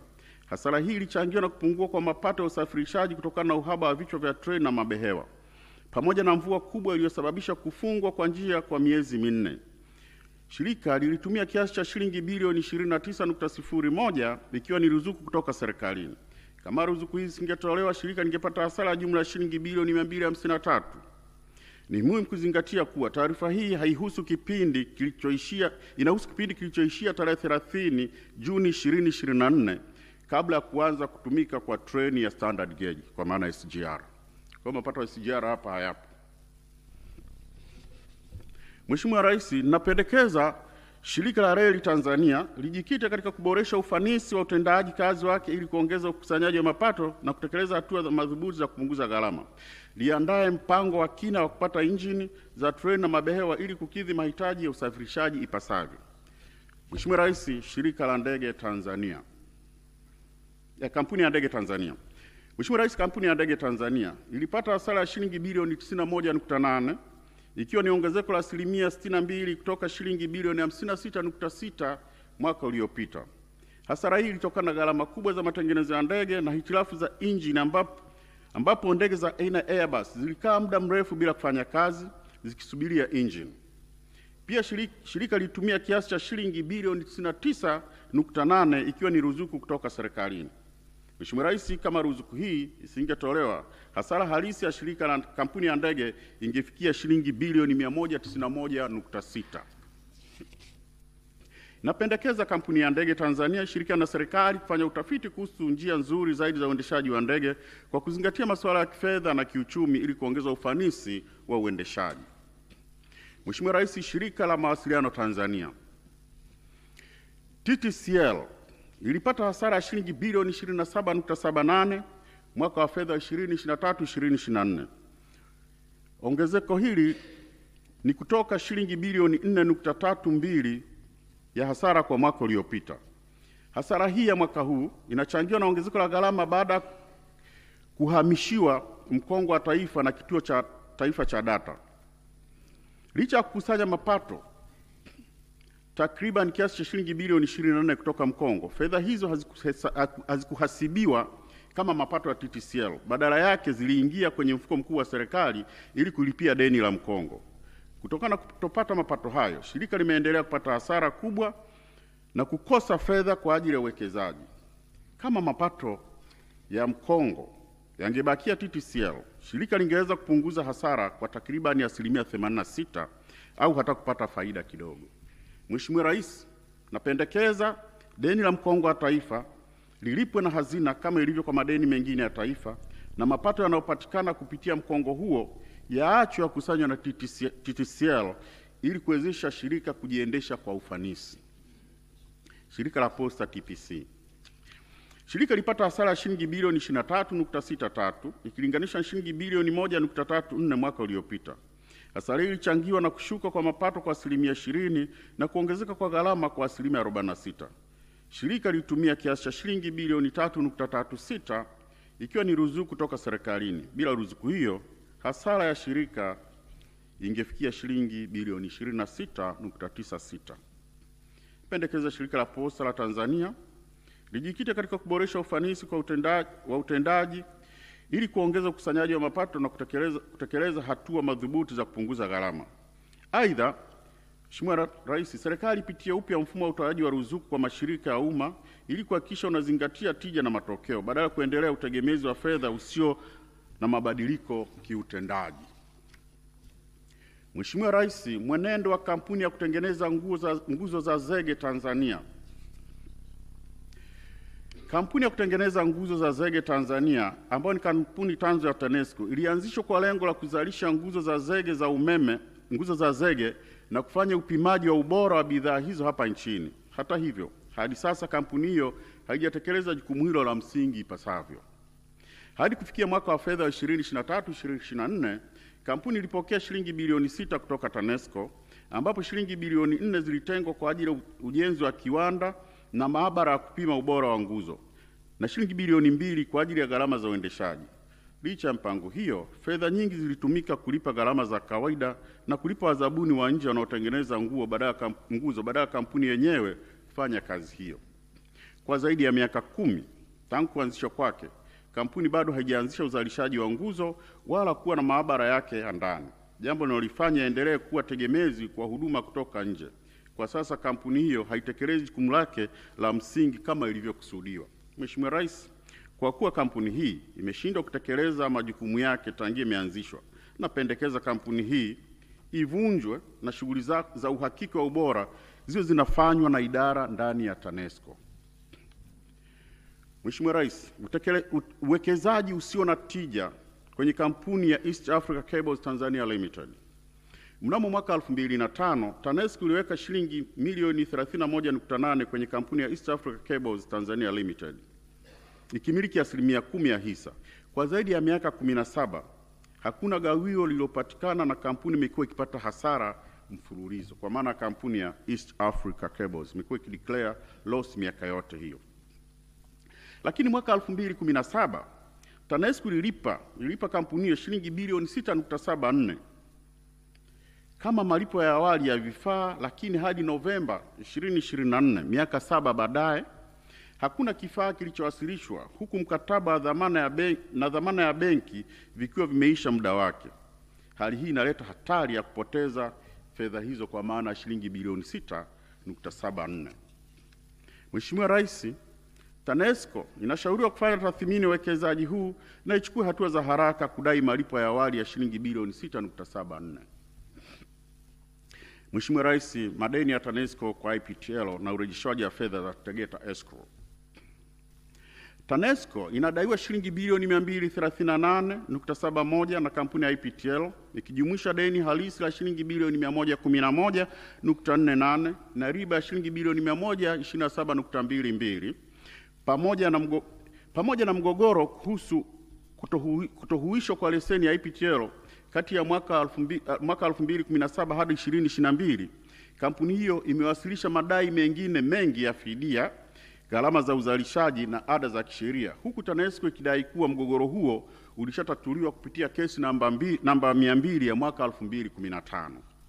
Kwa upande mwingine, Mheshimiwa Rais, hadi Juni 2024, IPTL ilikuwa haijarejesha dola za Marekani milioni 148 sana shilingi bilioni 389.83 zinazodaiwa na serikali tangu Februari 2022, zilizotokana na makubaliano kuhusu fedha za Tegeta Escrow.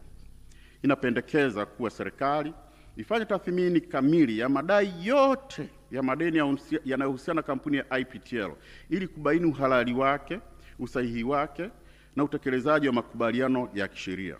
Vile vile, serikali inapaswa kutekeleza wajibu wa urejeshaji wa fedha inazodai kampuni ya IPTL kiasi cha dola za Marekani milioni 148 kwa kuzingatia mkataba wa makubaliano wa mwaka wa 2021 kuhusu fedha za Tegeta Escrow. Mheshimiwa Rais, matumizi yasiyo na tija bilioni 371.42. Mashirika 12 kati ya 217 yaliyokaguliwa yalibainika kutumia rasilimali fedha kwa matumizi yasiyoleta thamani kwa taasisi. Matumizi haya yalitokana na riba na faini za ucheleweshaji wa kulipa kodi, michango ya pensheni na makato ya kisheria, ucheleweshaji wa malipo kwa wazabuni na wakandarasi, na malipo ya mashirika kwa watumishi waliosimamishwa kazi kwa muda mrefu bila kibali cha Katibu Mkuu Utumishi. Malipo yasiyo halali shilingi bilioni 6.75. Mheshimiwa Rais, mashirika 10 yalifanya malipo kinyume na taratibu, ikiwa ni pamoja na malipo kwa watumishi waliostaafu na kuondoka kazini, posho na mishahara kwa watumishi waliokaimu bila kibali na malipo kwa kandarasi zaidi ya kazi halisi iliyofanyika. Mheshimiwa Rais, hivyo napendekeza kwa serikali iongeze udhibiti wa fedha na malipo ili kuhakikisha malipo yanalingana na thamani ya huduma zilizotolewa na kurejesha fedha zilizotolewa kwa matumizi yasiyostahili. Madeni ya taasisi za umma shilingi trilioni 7.23. Hadi kufikia tarehe 30 Juni 2024, taasisi 278 za umma zilikuwa na madeni yasiyolipwa kwa zaidi ya miezi 12 yaliyofikia jumla ya shilingi trilioni 7.23. Hali hii imetokana na uhaba wa fedha, ucheleweshaji wa fedha kutoka serikalini pamoja na utendaji hafifu wa biashara za taasisi husika. Kati ya deni hilo, taasisi za mashirika ya umma zinadaiwa shilingi trilioni 3.7 na taasisi za serikali kuu zinadaiwa shilingi trilioni 3.52. Madeni hayo yanajumuisha kiasi cha shilingi bilioni 71.47 ikiwa ni gharama za riba kutokana na ucheleweshaji wa malipo kwa kandarasi. Mheshimiwa Rais, napendekeza serikali harakishe utoaji wa fedha kwa wakati kwa taasisi husika ili kupunguza madeni. Taasisi zibuni mikakati madhubuti ya usimamizi wa fedha ili kuzuia ongezeko la madeni. Aidha, mashauriano kati ya taasisi na wadaiwa wakuu yafanyike ili kuweka mpango wa kulipa madeni kwa awamu, kuepuka gharama zisizo za lazima zikiwemo riba. Mheshimiwa Rais, madeni ya watumishi wa umma shilingi bilioni 311.98. Ukaguzi umebaini watumishi wa umma katika taasisi 269 wanadai jumla ya shilingi bilioni 311.98 zikihusisha mishahara, gharama za usafiri wa mizigo kwa staafu na marupurupu ya kisheria kwa viongozi wa idara pamoja na watumishi wengine. Katika madeni haya, serikali kuu inadaiwa shilingi bilioni 274.8, mamlaka ya serikali za mitaa zinadaiwa shilingi bilioni 24.54 na mashirika ya umma yanadaiwa shilingi bilioni 12.64. Napendekeza serikali kupitia TAMISEMI na hazina kuhakikisha bajeti inatengwa na fedha zinatolewa kwa wakati ili kulipa madai haya, kuzuia malimbikizo zaidi. Utendaji wa benki za serikali. Mheshimiwa Rais, kwa mwaka wa fedha uliishia tarehe 31 Disemba 2024, benki zote 4 za serikali zilipata faida. Hata hivyo, licha ya mafanikio haya, benki hizi bado zinakabiliwa na changamoto mbalimbali za kiutendaji kama ifuatavyo: upungufu wa mitaji benki ya rasilimali. Benki ya maendeleo ya TIB. Benki ya maendeleo ya TIB haijakidhi matakwa ya kisheria ya kuwa na mtaji wa angalau shilingi bilioni 200. Hadi kufikia Disemba 2024, benki ilikuwa na mtaji wa shilingi bilioni 87 tu, ikiwa ni pungufu kwa shilingi bilioni 113. Zaidi ya hayo, benki hiyo inadai shilingi bilioni 37 kutoka kwa msajili wa hazina tangu mwaka 2019, kiasi ambacho hakijalipwa hadi kufikia Machi 2025. Aidha, benki ilikuwa na madeni yaliyoiva ya shilingi bilioni 183 dhidi ya mali halisi, pungufu kwa shilingi bilioni 2.84. Riba ya madeni imeongezeka kwa asilimia 39 ndani ya mwaka mmoja. Hali hii ni hatarishi na ikiendelea inaweza kusababisha benki kupoteza sifa ya kisheria ya kujiendesha na kuhitaji usimamizi maalum kutoka Benki Kuu. Hasara endelevu na mtaji hasi kampuni ya TIB Rasilimali. Kampuni tanzu ya TIB, yaani TIB Rasilimali, imekuwa ikipata hasara kwa zaidi ya miaka 5 mfululizo. Mwaka wa 2024 ilipata hasara ya shilingi milioni 540 na kufikisha jumla hasara ya shilingi bilioni 3.63 kufikia Disemba 2024. Kampuni ilikuwa na mtaji hasi wa shilingi bilioni 1.25 ambapo madeni yalizidi mali zote. Hali hii inaonyesha kuwa kampuni ipo kwenye hatari ya kufilisika na kushindwa kabisa kujiendesha. Sababu kuu ni ukosefu wa mtaji na mabadiliko yasiyo na tija ya aina ya uwekezaji. Mheshimiwa Rais, usimamizi duni wa mikopo na dhamana katika benki za TIB na TCB. Ukaguzi umebaini kuwa benki hizi mbili zimekumbwa na mapungufu ya usimamizi wa mikopo. Katika benki ya maendeleo ya TIB, mikopo ya shilingi bilioni 209 ilitolewa kwa dhamana zenye thamani ya shilingi bilioni 52 pekee, tofauti ya shilingi bilioni 157. Aidha, mikopo ya shilingi bilioni 20 haikuwa na bima. Benki ya Biashara haikuwa na ripoti za uthamini wa mikopo 31 kati ya sampuli ya mikopo 51 yenye thamani ya shilingi bilioni 24.93. Vile vile, mikopo 13 yenye dhamana ya shilingi bilioni 47.14 haikuhakikiwa ipasavyo ili kuthibitisha uwepo wa uhalali wa dhamana hizo. Mapungufu haya yanaongeza hatari ya mikopo chechefu na kuathiri uendelevu wa benki hizi. Napendekeza kuwa serikali kwa kushirikiana na wadau husika itengeneze mwongozo wa kimkakati wa kuboresha uimara wa kifedha na usimamizi wa benki za serikali. Utendaji wa mifuko ya hifadhi ya jamii. Hatari ya kutorejeshwa kwa mkopo wa shilingi bilioni 27.61 uliotolewa kwa halmashauri ya jiji la Dar es Salaam. Mheshimiwa Rais, mwaka 2007 mfuko wa taifa wa hifadhi ya jamii kwa sekta binafsi ulitoa mkopo wa shilingi bilioni 15.91 kwa halmashauri ya jiji la Dar es Salaam kwa ajili ya ujenzi wa Machinga Complex. Ilitoa mkopo huo bila kufuata masharti ya mkataba, ikiwemo upatikanaji wa dhamana ya serikali na hati miliki ya ardhi. Hadi kufikia Juni 2024, mkopo na riba imefikia shilingi bilioni 27.61, lakini halmashauri ilikuwa imerejesha shilingi milioni 80 tu tangu mwaka 2009 bila mpango wa ulipaji. Kutokuwepo kwa dhamana, hati miliki na mpango wa ulipaji kunahatarisha urejeshwaji wa mkopo huo kwenye taasisi ya NSSF. Mheshimiwa Rais, uwekezaji wa shilingi bilioni 161.53 usiozalisha faida. PSSSF imewekeza shilingi bilioni 161.53 katika vitega uchumi 8 ambavyo havijazalisha faida kwa kipindi cha miaka 7. Hii inakiuka mwongozo wa Benki Kuu unaotaka kila uwekezaji uzalishe faida inayozidi amana ya serikali. Mfuko wa Taifa wa Bima ya Afya na sekta ya afya. Mafanikio endelevu mfuko wa bima ya afya. Mheshimiwa Rais, uendelevu wa kifedha mfuko wa bima ya afya umeimarika mwaka 2023-2024 baada ya kupata faida ya shilingi bilioni 75.51 ikilinganishwa na hasara ya zaidi ya shilingi bilioni 200 katika miaka miwili iliyotangulia. Hii imetokana na hatua mbalimbali zilizochukuliwa na serikali katika kuimarisha mfuko huu. Mheshimiwa Rais, pamoja na juhudi hizo za serikali, ukaguzi wangu umebaini changamoto kadhaa zinazokabili mfuko kama ifuatavyo: ongezeko la madai ya hospitali yaliyokataliwa na madhara kwa ukwasi. Mfuko ulikataa madai ya jumla ya shilingi bilioni 11.23 kutoka hospitali ya taifa Muhimbili na Muhimbili Mloganzila, sawa na 16% ya madai yote yaliyowasilishwa kutoka hospitali za rufaa, mikoa na ngazi za wilaya. Madai haya yalikataliwa kutokana na makosa ya bei, dozi, bidhaa zisizo sahihi na ada zisizotakiwa. Hali hii imeathiri ukwasi wa hospitali hizo kwa kupunguza mapato yaliyotarajiwa. Mheshimiwa Rais, ni vema NHIF na watoa huduma kukaa pamoja na kutatua changamoto hizi kwa sababu zimekuwa zikijirudia. Ucheleweshaji wa malipo na watoa huduma kwa athari ya utoaji wa huduma.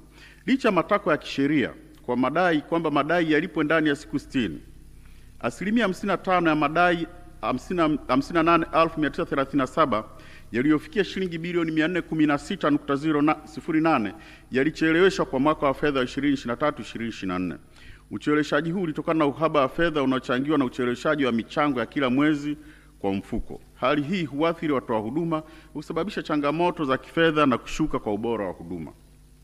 Mheshimiwa Rais, vifaa vya matibabu vya shilingi bilioni 3.85 havikutumika kwa sababu za kiufundi na miundombinu.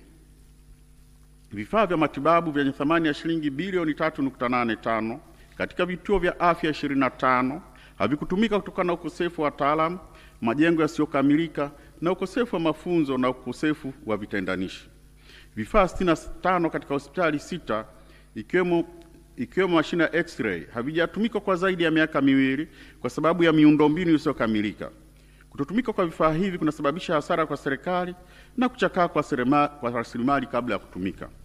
Napendekeza Wizara ya Afya na mamlaka za serikali za mitaa zitatue changamoto zilizopo na kuviingiza vifaa hivi kwenye mpango wa matumizi ili kuhakikisha vinatoa huduma iliyokusudiwa.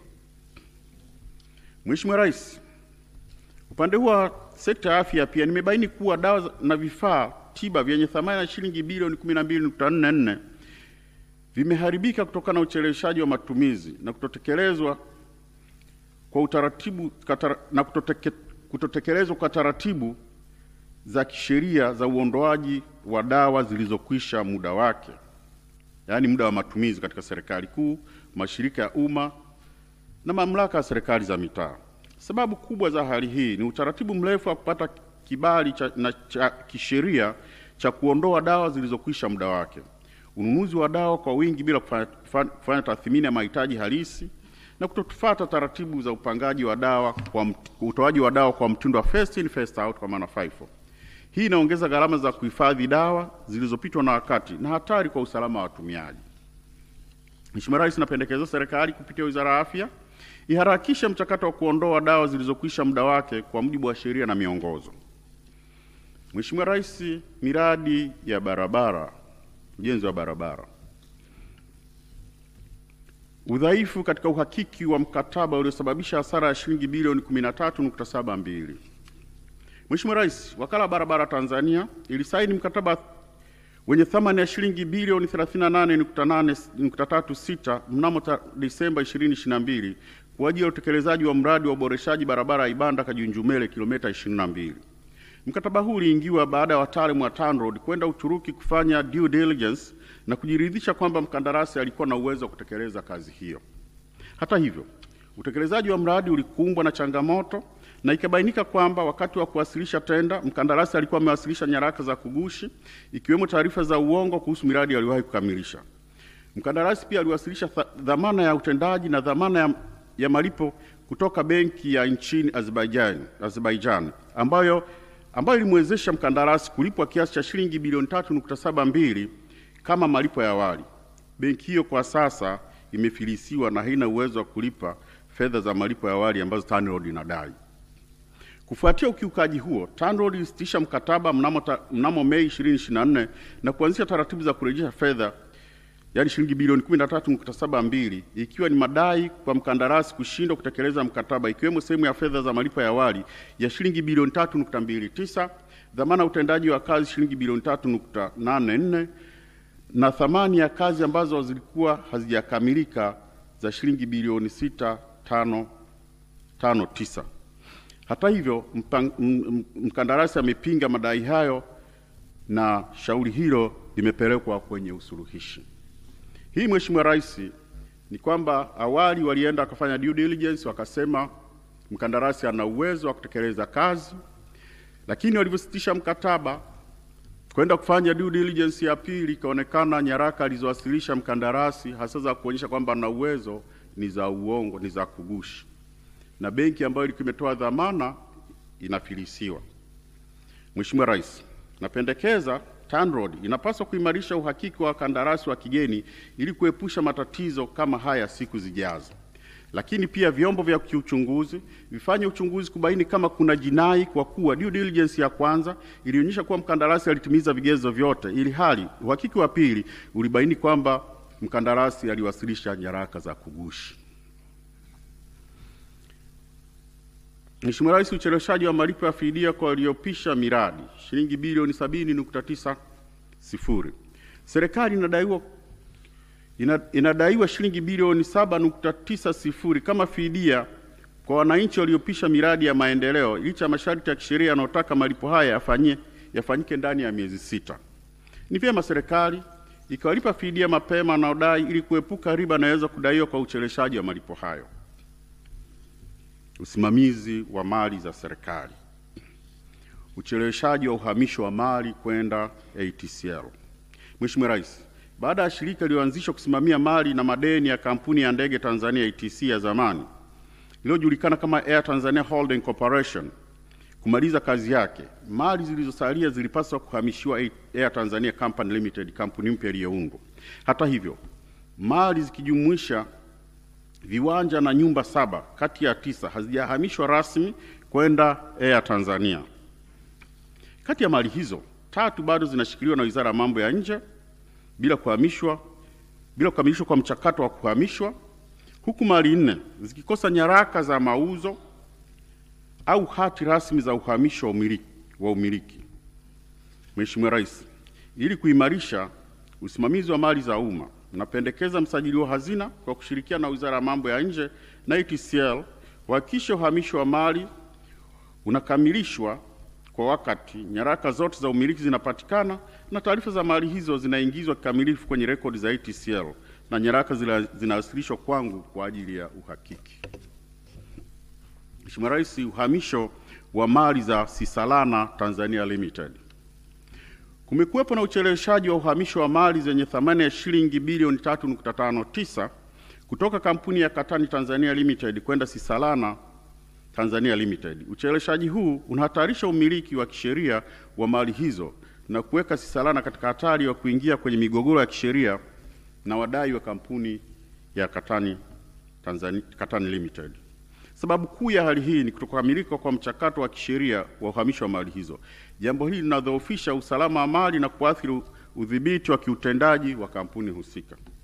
Ili kuondoa hili, Mheshimiwa Rais, na kuhakikisha ulinzi wa kisheria wa mali za kampuni, napendekeza Katani Limited, Sisalana Limited na mamlaka husika zikamilishe mara moja utaratibu wa uhamisho wa mali ukijumuisha maandalizi ya nyaraka zote za kisheria na usajili wa miliki kwa mujibu wa sheria.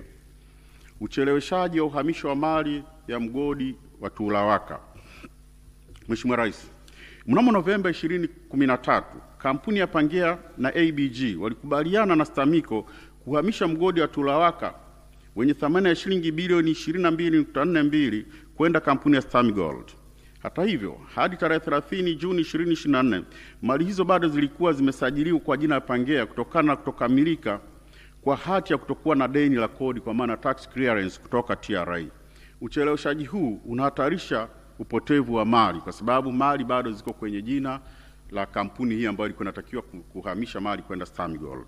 Napendekeza serikali iharakishe uhamishaji wa mali hizo na ifuatilie upatikanaji wa hati ya kutokuwa na deni la kodi ili kukamilisha usajili rasmi kwa jina la Stamigold. Hii ni kwamba kwanza kodi, inawezekana kodi haikulipwa ndio maana hakupata tax clearance, lakini mali bado zinabaki kwa kampuni ya Pangea ambao haziko kwenye jina la Stamigold. Kwa hiyo kwa umiliki kisheria bado ziko kwenye ile kampuni. Mheshimiwa Rais, athari ya kutoweka masharti ya kulinda haki za kisheria katika marekebisho ya sheria ya madini na maliasili. Mheshimiwa Rais, marekebisho ya sheria ya madini na sheria za maliasili za mwaka 2017 hayakujumuisha masharti ya kulinda haki zilizokuwepo chini ya sheria ya madini ya mwaka 2010. Hali hiyo ilisababisha kufunguliwa kwa mashtaka dhidi ya serikali katika mahakama za kimataifa, mahakama ya uwekezaji wa kimataifa ECD. Hii imepelekea serikali kulipa fidia shilingi bilioni 74.88 kwa kampuni ya Winshare Gold Corporation. Aidha, serikali bado inakabiliwa na mashauri yanayoendelea yenye madai ya jumla ya dola za Marekani milioni 159.4 ikiwa ni pamoja na kesi ya Nachingwea Nickel dola milioni 90 na Montero Mining dola 69.4. Changamoto katika utekelezaji wa mradi wa Kawe 711 na madai ya shilingi bilioni 49.40. Mheshimiwa Rais, mradi wa ujenzi wa nyumba wa 711 katika eneo la Kawe unaotekelezwa na shirika la nyumba la taifa kwa maana ya National Housing Corporation ulizinduliwa mwaka 2014 kwa gharama ya shilingi bilioni 105.11. Hata hivyo, mradi huo ulisitishwa mwaka 2018 baada ya kufikia asilimia 25 ya utekelezaji kutokana na ucheleweshaji wa malipo kwa mkandarasi.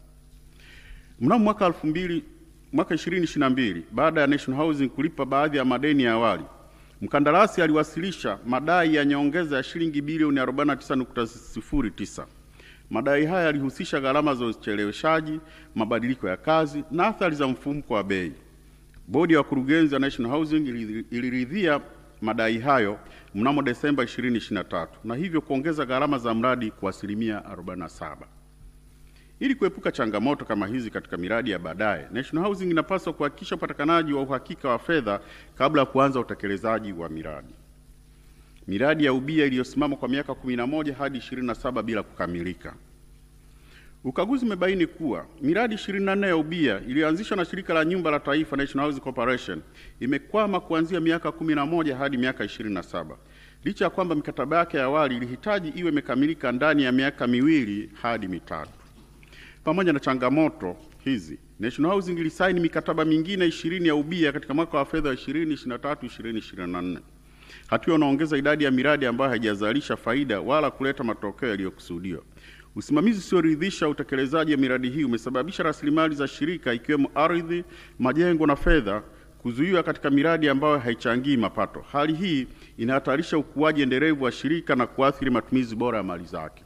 Mheshimiwa Rais, ili kukabiliana na hali hii, National Housing inapaswa kuandaa mkakati madhubuti wa kukamilisha miradi iliyokwama, ama kwa kuitekeleza yenyewe au kwa kuwawajibisha wabia ili waendeleze ujenzi. Aidha, mikataba ya ubia ijayo inapaswa kuwa na masharti mahususi ya kuwabana wabia wasiotekeleza majukumu yao, ikiwa ni pamoja na kulipa fidia ya hasara inayopatikana kutokana na ucheleweshaji huo. Mheshimiwa Rais, sekta ya maji. Katika mwaka wa fedha wa 2023-2024, sekta ya maji ilikumbwa na changamoto ya upotevu wa maji unaoathiri mapato ya serikali. Ufanisi wa huduma na uendelevu wa miradi ya maji mjini na vijijini. Jumla maji yenye thamani ya shilingi bilioni 193.01 yalipotea bila kuzalisha mapato kutokana na uvujaji, miundombinu chakavu na usimamizi hafifu wa huduma. Upotevu wa maji unaathiri moja kwa moja mapato ya mamlaka husika, kuongezeka kwa gharama za uzalishaji na kupunguza uwezo wa kupanua huduma za maji nchini. Serikali ifanye tathmini ya kina ya hali ya miundombinu ya maji na ichukue hatua madhubuti za kuboresha usimamizi na udhibiti wa uvujaji wa maji, kupunguza upotevu wa maji. Mheshimiwa Rais, ukaguzi wa balozi. Katika mwaka wa fedha 2023-2024, balozi 43 za Tanzania ziliidhinishiwa bajeti ya shilingi bilioni 161.01. Lakini hadi kufika mwisho wa mwaka zilitolewa shilingi bilioni 149.89 sawa na 92%. Na zilitolewa kwa kuchelewa kwa wastani wa mwezi mmoja kwa kila malipo. Ucheleweshaji huu uliathiri utekelezaji wa majukumu muhimu ya balozi kama kulipa kodi, ada za shule, gharama za uendeshaji na posho. Mfano, balozi wa Tanzania Beijing ulilipa faini ya shilingi milioni 42.39 kutokana na kuchelewa kwa fedha kutoka wizarani. Mheshimiwa Rais, ninapendekeza serikali itengeneze mpango madhubuti wa kutenga na kulinda fedha zinazopangwa kwa ajili ya balozi zetu, kwa maana ring fenced, ili kuhakikisha zinapewa kipaumbele na kutolewa kwa wakati.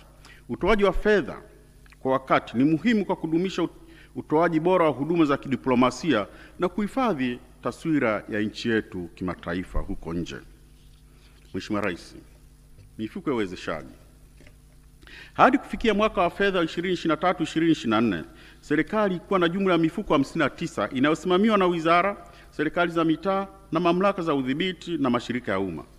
Ukaguzi umebaini kuwa baadhi ya mifuko hii majukumu yake yanafanana, hali inayosababisha kujirudia kwa kazi, ongezeko la gharama za kiutawala na changamoto katika usimamizi wa fedha. Mifano ya mifuko hiyo ni mfuko wa wanawake na vijana ulioko wizara na ulioko mamlaka ya serikali za mitaa, na kuna mfuko wa maendeleo ya vijana huko ofisi ya Waziri Mkuu. Mheshimiwa Rais, ili kuongeza ufanisi, usimamizi wa fedha na uwajibikaji, napendekeza serikali kwanza kuunganisha mifuko yenye majukumu yanayofanana ili kupunguza gharama za kiutawala na kuongeza ufanisi wa usimamizi wa fedha. Pili, jukumu la uratibu na kusimamia mifuko yote ya uwezeshaji lingefanywa na Baraza la Taifa la Uwezeshaji wa Kiuchumi Wananchi. Mheshimiwa Rais, ukaguzi wa ufanisi. Nimebaini kuwa vivuko 32 vinavyomilikiwa na TEMESA havikukidhi matakwa ya kiusalama majini. Vivuko hivi havikuwa na vyeti vya usalama majini kwa maana seaworthiness certificates, na pia baadhi ya vivuko havikusajiliwa na shirika la uwakala wa meli Tanzania. Kutokana na vyeti vya usalama majini, kutokuwa na vyeti vya usalama majini kuna maanisha kuwa vivuko hivyo havikidhi vigezo vya kiusalama vinavyotakiwa kwa vyombo vya majini ili viweze kusafiri bila matatizo. Mheshimiwa Rais, ufuatiliaji hafifu wa ubora wa dawa za tiba asili. Katika ukaguzi wa ufanisi kuhusu udhibiti wa tiba asili na tiba mbadala, nimebaini kuwa Baraza la Tiba Asili na Mbadala TAHPC halina mfumo endelevu wa ufuatiliaji wa ubora wa dawa za tiba asili. Tangu mwaka 2021 hadi mwaka 2023, ukaguzi wa dawa kwenye soko umefanyika mara 2 pekee, ikiwa mbali na mapendekezo ya mwongozo wa Shirika la Afya Duniani unaosisitiza usimamizi wa mara kwa mara wa dawa za tiba za asili. Kukosekana kwa ufuatiliaji thabiti kumesababisha dawa nyingi kuuzwa bila kufanyiwa upimaji wa ubora na usajili rasmi. Hali hii inaongeza hatari ya afya kwa umma. Waganga wengi hawajasajili dawa zao kutokana na gharama kubwa za usajili na kukosekana kwa uelewa kuhusu mchakato wa kuthibitisha ubora wa dawa zao. Hitimisho. Mheshimiwa Rais, kabla sijahitimisha wasilisho langu, naomba nikushukuru tena kwa kutenga muda wako ili kupokea taarifa hizi.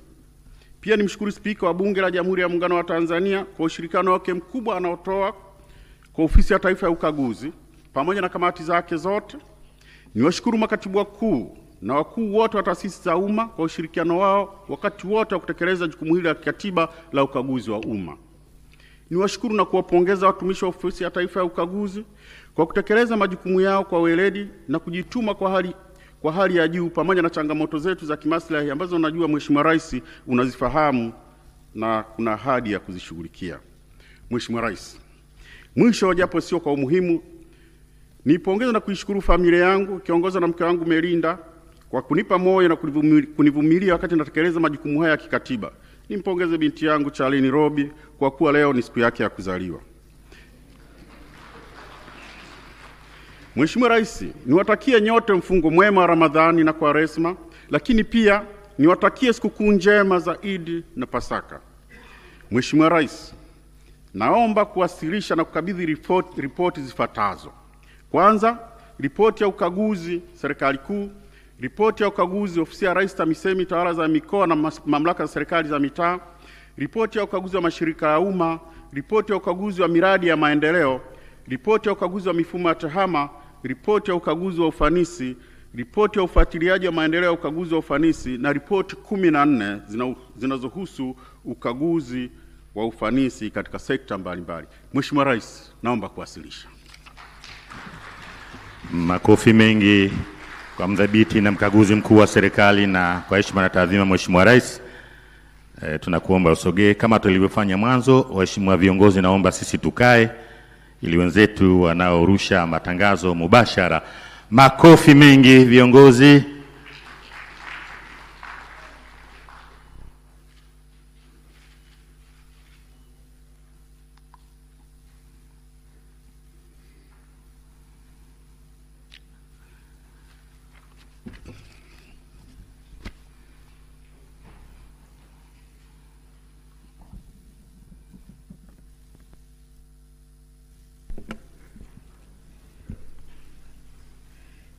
Kisu umepotea. Mheshimiwa Makamu wa Rais, Mheshimiwa Waziri Mkuu, Mheshimiwa Spika na wenye viti wa kamati za Bunge, Mheshimiwa Jaji Mkuu, Mheshimiwa mawaziri mliopo, Katibu Mkuu Kiongozi, makatibu wakuu, nadhani na manaibu katibu wakuu nimewaona, Mheshimiwa Mkuu wa Mkoa wa Dar es Salaam, wakuu wa vyombo vya ulinzi na usalama yuko nasi, ndugu mdhibiti na mkaguzi mkuu wa hesabu za serikali, mkurugenzi mkuu wa TAKUKURU, viongozi wote waandamizi wa taasisi za umma mlioko hapa, mabibi na mabwana, Jamhuri ya Muungano wa Tanzania. Kwanza tumshukuru Mungu tujalia leo fursa na wasaa wa kuja kupokea taarifa hizi ya mdhibiti na mkaguzi mkuu wa hesabu lakini za serikali, lakini pia na mkurugenzi mkuu wa TAKUKURU. Lakini pili, niwashukuru wote mliokuja kwenye shughuli hii, na la tatu, nami niongeze baraka zangu kumtakia heri mzaliwa leo wa CAG. Ndugu zangu waheshimiwa, tumekutana hapa kutekeleza jukumu la kikatiba kwa mujibu wa ibara ya 143 kifungu kidogo cha 4 kumtaka CAG kuwasilisha taarifa ya ukaguzi wa hesabu za serikali kwa rais. Lakini tukajiongeza siku kama leo pia tunapokea taarifa ya taasisi ya kuzuia na kupambana na rushwa.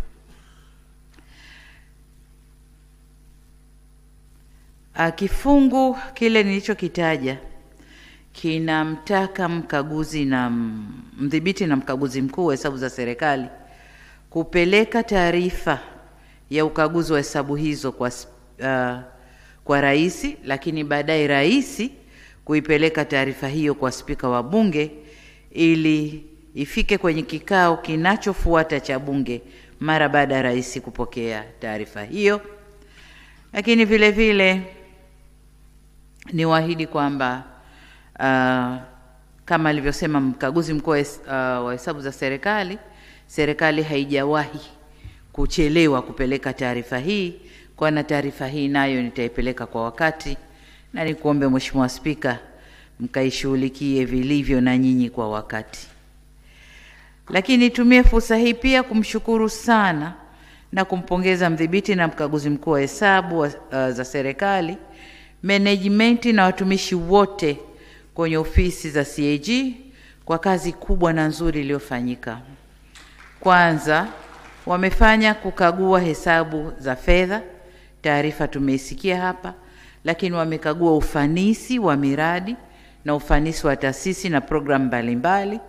Wamefanya kazi za kiuchunguzi, kuchunguza mambo kadhaa ambayo wamepelekewa, lakini vile vile wamefanya kaguzi za mifumo ya tehama kama inafanya kazi vyema na inafanya kazi inayotakiwa, lakini pia wamefanya ukaguzi kwa njia ya real time audit au uchunguzi maalum kwa wakati maalum kama walivyoombwa na taasisi mbalimbali, lakini pia na serikali. Sasa niseme kwamba ukaguzi uliofanywa unatupa taswira ya matokeo ya hatua zinazochukuliwa na serikali katika kuziimarisha taasisi za umma. Jitihada kadhaa zinafanywa kuziimarisha taasisi za umma ili ziweze kutumia vizuri rasilimali za serikali, lakini kufuata taratibu zinazotumiwa katika matumizi ya rasilimali hizo.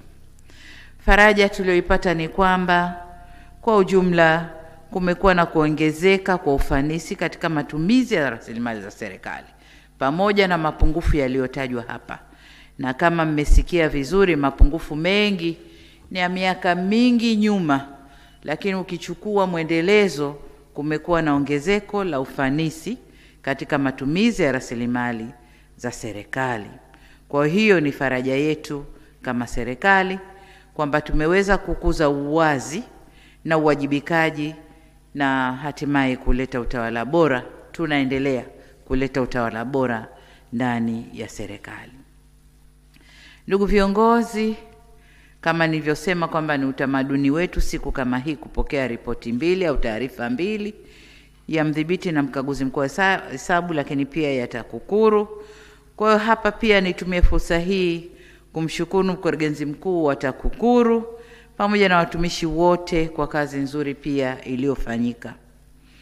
Taarifa ya TAKUKURU imeashiria kuongezeka tena kwa ufanisi kwa aina mbili. Moja, ufanisi ndani ya TAKUKURU yenyewe. Miaka 5-6 iliyopita, taarifa hii ya TAKUKURU ingekuwa ina vitu vingi vya kuulizana, mbona. Lakini taarifa hii imeonyesha kabisa kwamba TAKUKURU sasa wanafanya kazi, wamepunguza mapungufu yao na wanafanya kazi kuendana na taratibu wanazotakiwa kufanya kazi, na ndio maana wameweza kuona yote haya na kuyafanyia kazi.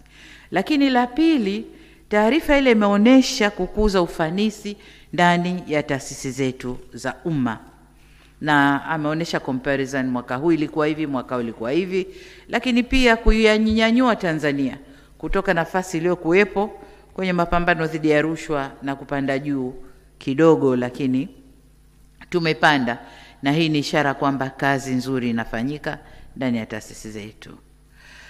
TAKUKURU imetuambia mambo kadhaa, La kwanza ni hilo la kwamba ufanisi umekuwa ndani ya taasisi zetu, lakini la pili ni matumizi ya mifumo na tehama, kwamba kwa kiasi fulani sasa tehama inatumika ndani ya taasisi zetu, lakini ina mifumo iliyowekwa ndani ya taasisi nayo inafuatwa, na kwa kiasi kikubwa kupunguza yale mapungufu au kasoro zilizokuwa zikijitokeza huko nyuma. Lakini pia wametuambia kuna kiwango kikubwa cha kukuza ufahamu na kujenga ujasiri kwa wananchi wa Tanzania kwa ujumla, kufahamu rushwa ni nini na kujenga ujasiri wa kuisema kama tulivyoona kwenye documentary. Lakini jengine wanalolifanya na ni kubwa la msingi, kujenga uelewa wa mapambano ya dhidi ya rushwa kwa vijana wetu shule za msingi mpaka vyuo.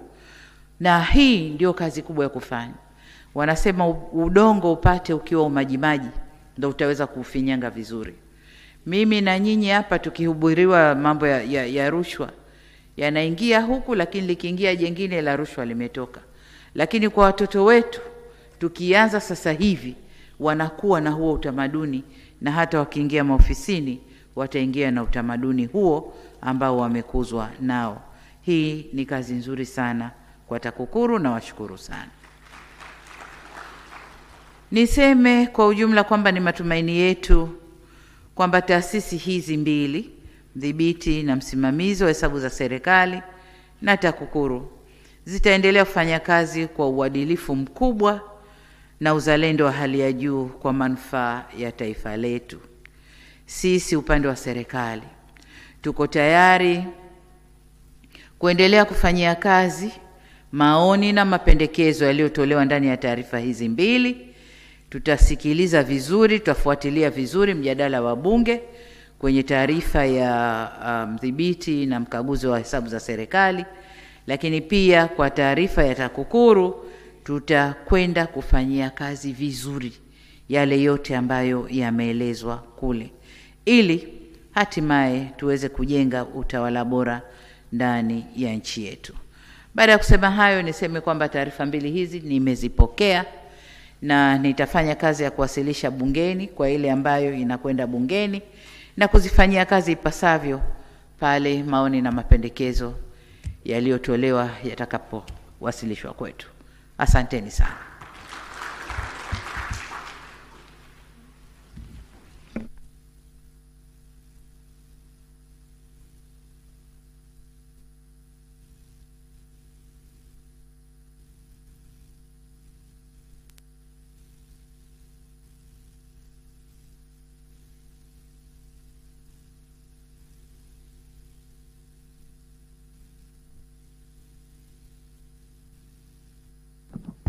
Asante Mheshimiwa Rais. Baada ya hapa kinachofuata ni picha za kumbukumbu kwa heshima na taadhima. Tunaomba viongozi tutangulie huku kwa ajili ya utaratibu wa picha, na eneo limeshaandaliwa tayari.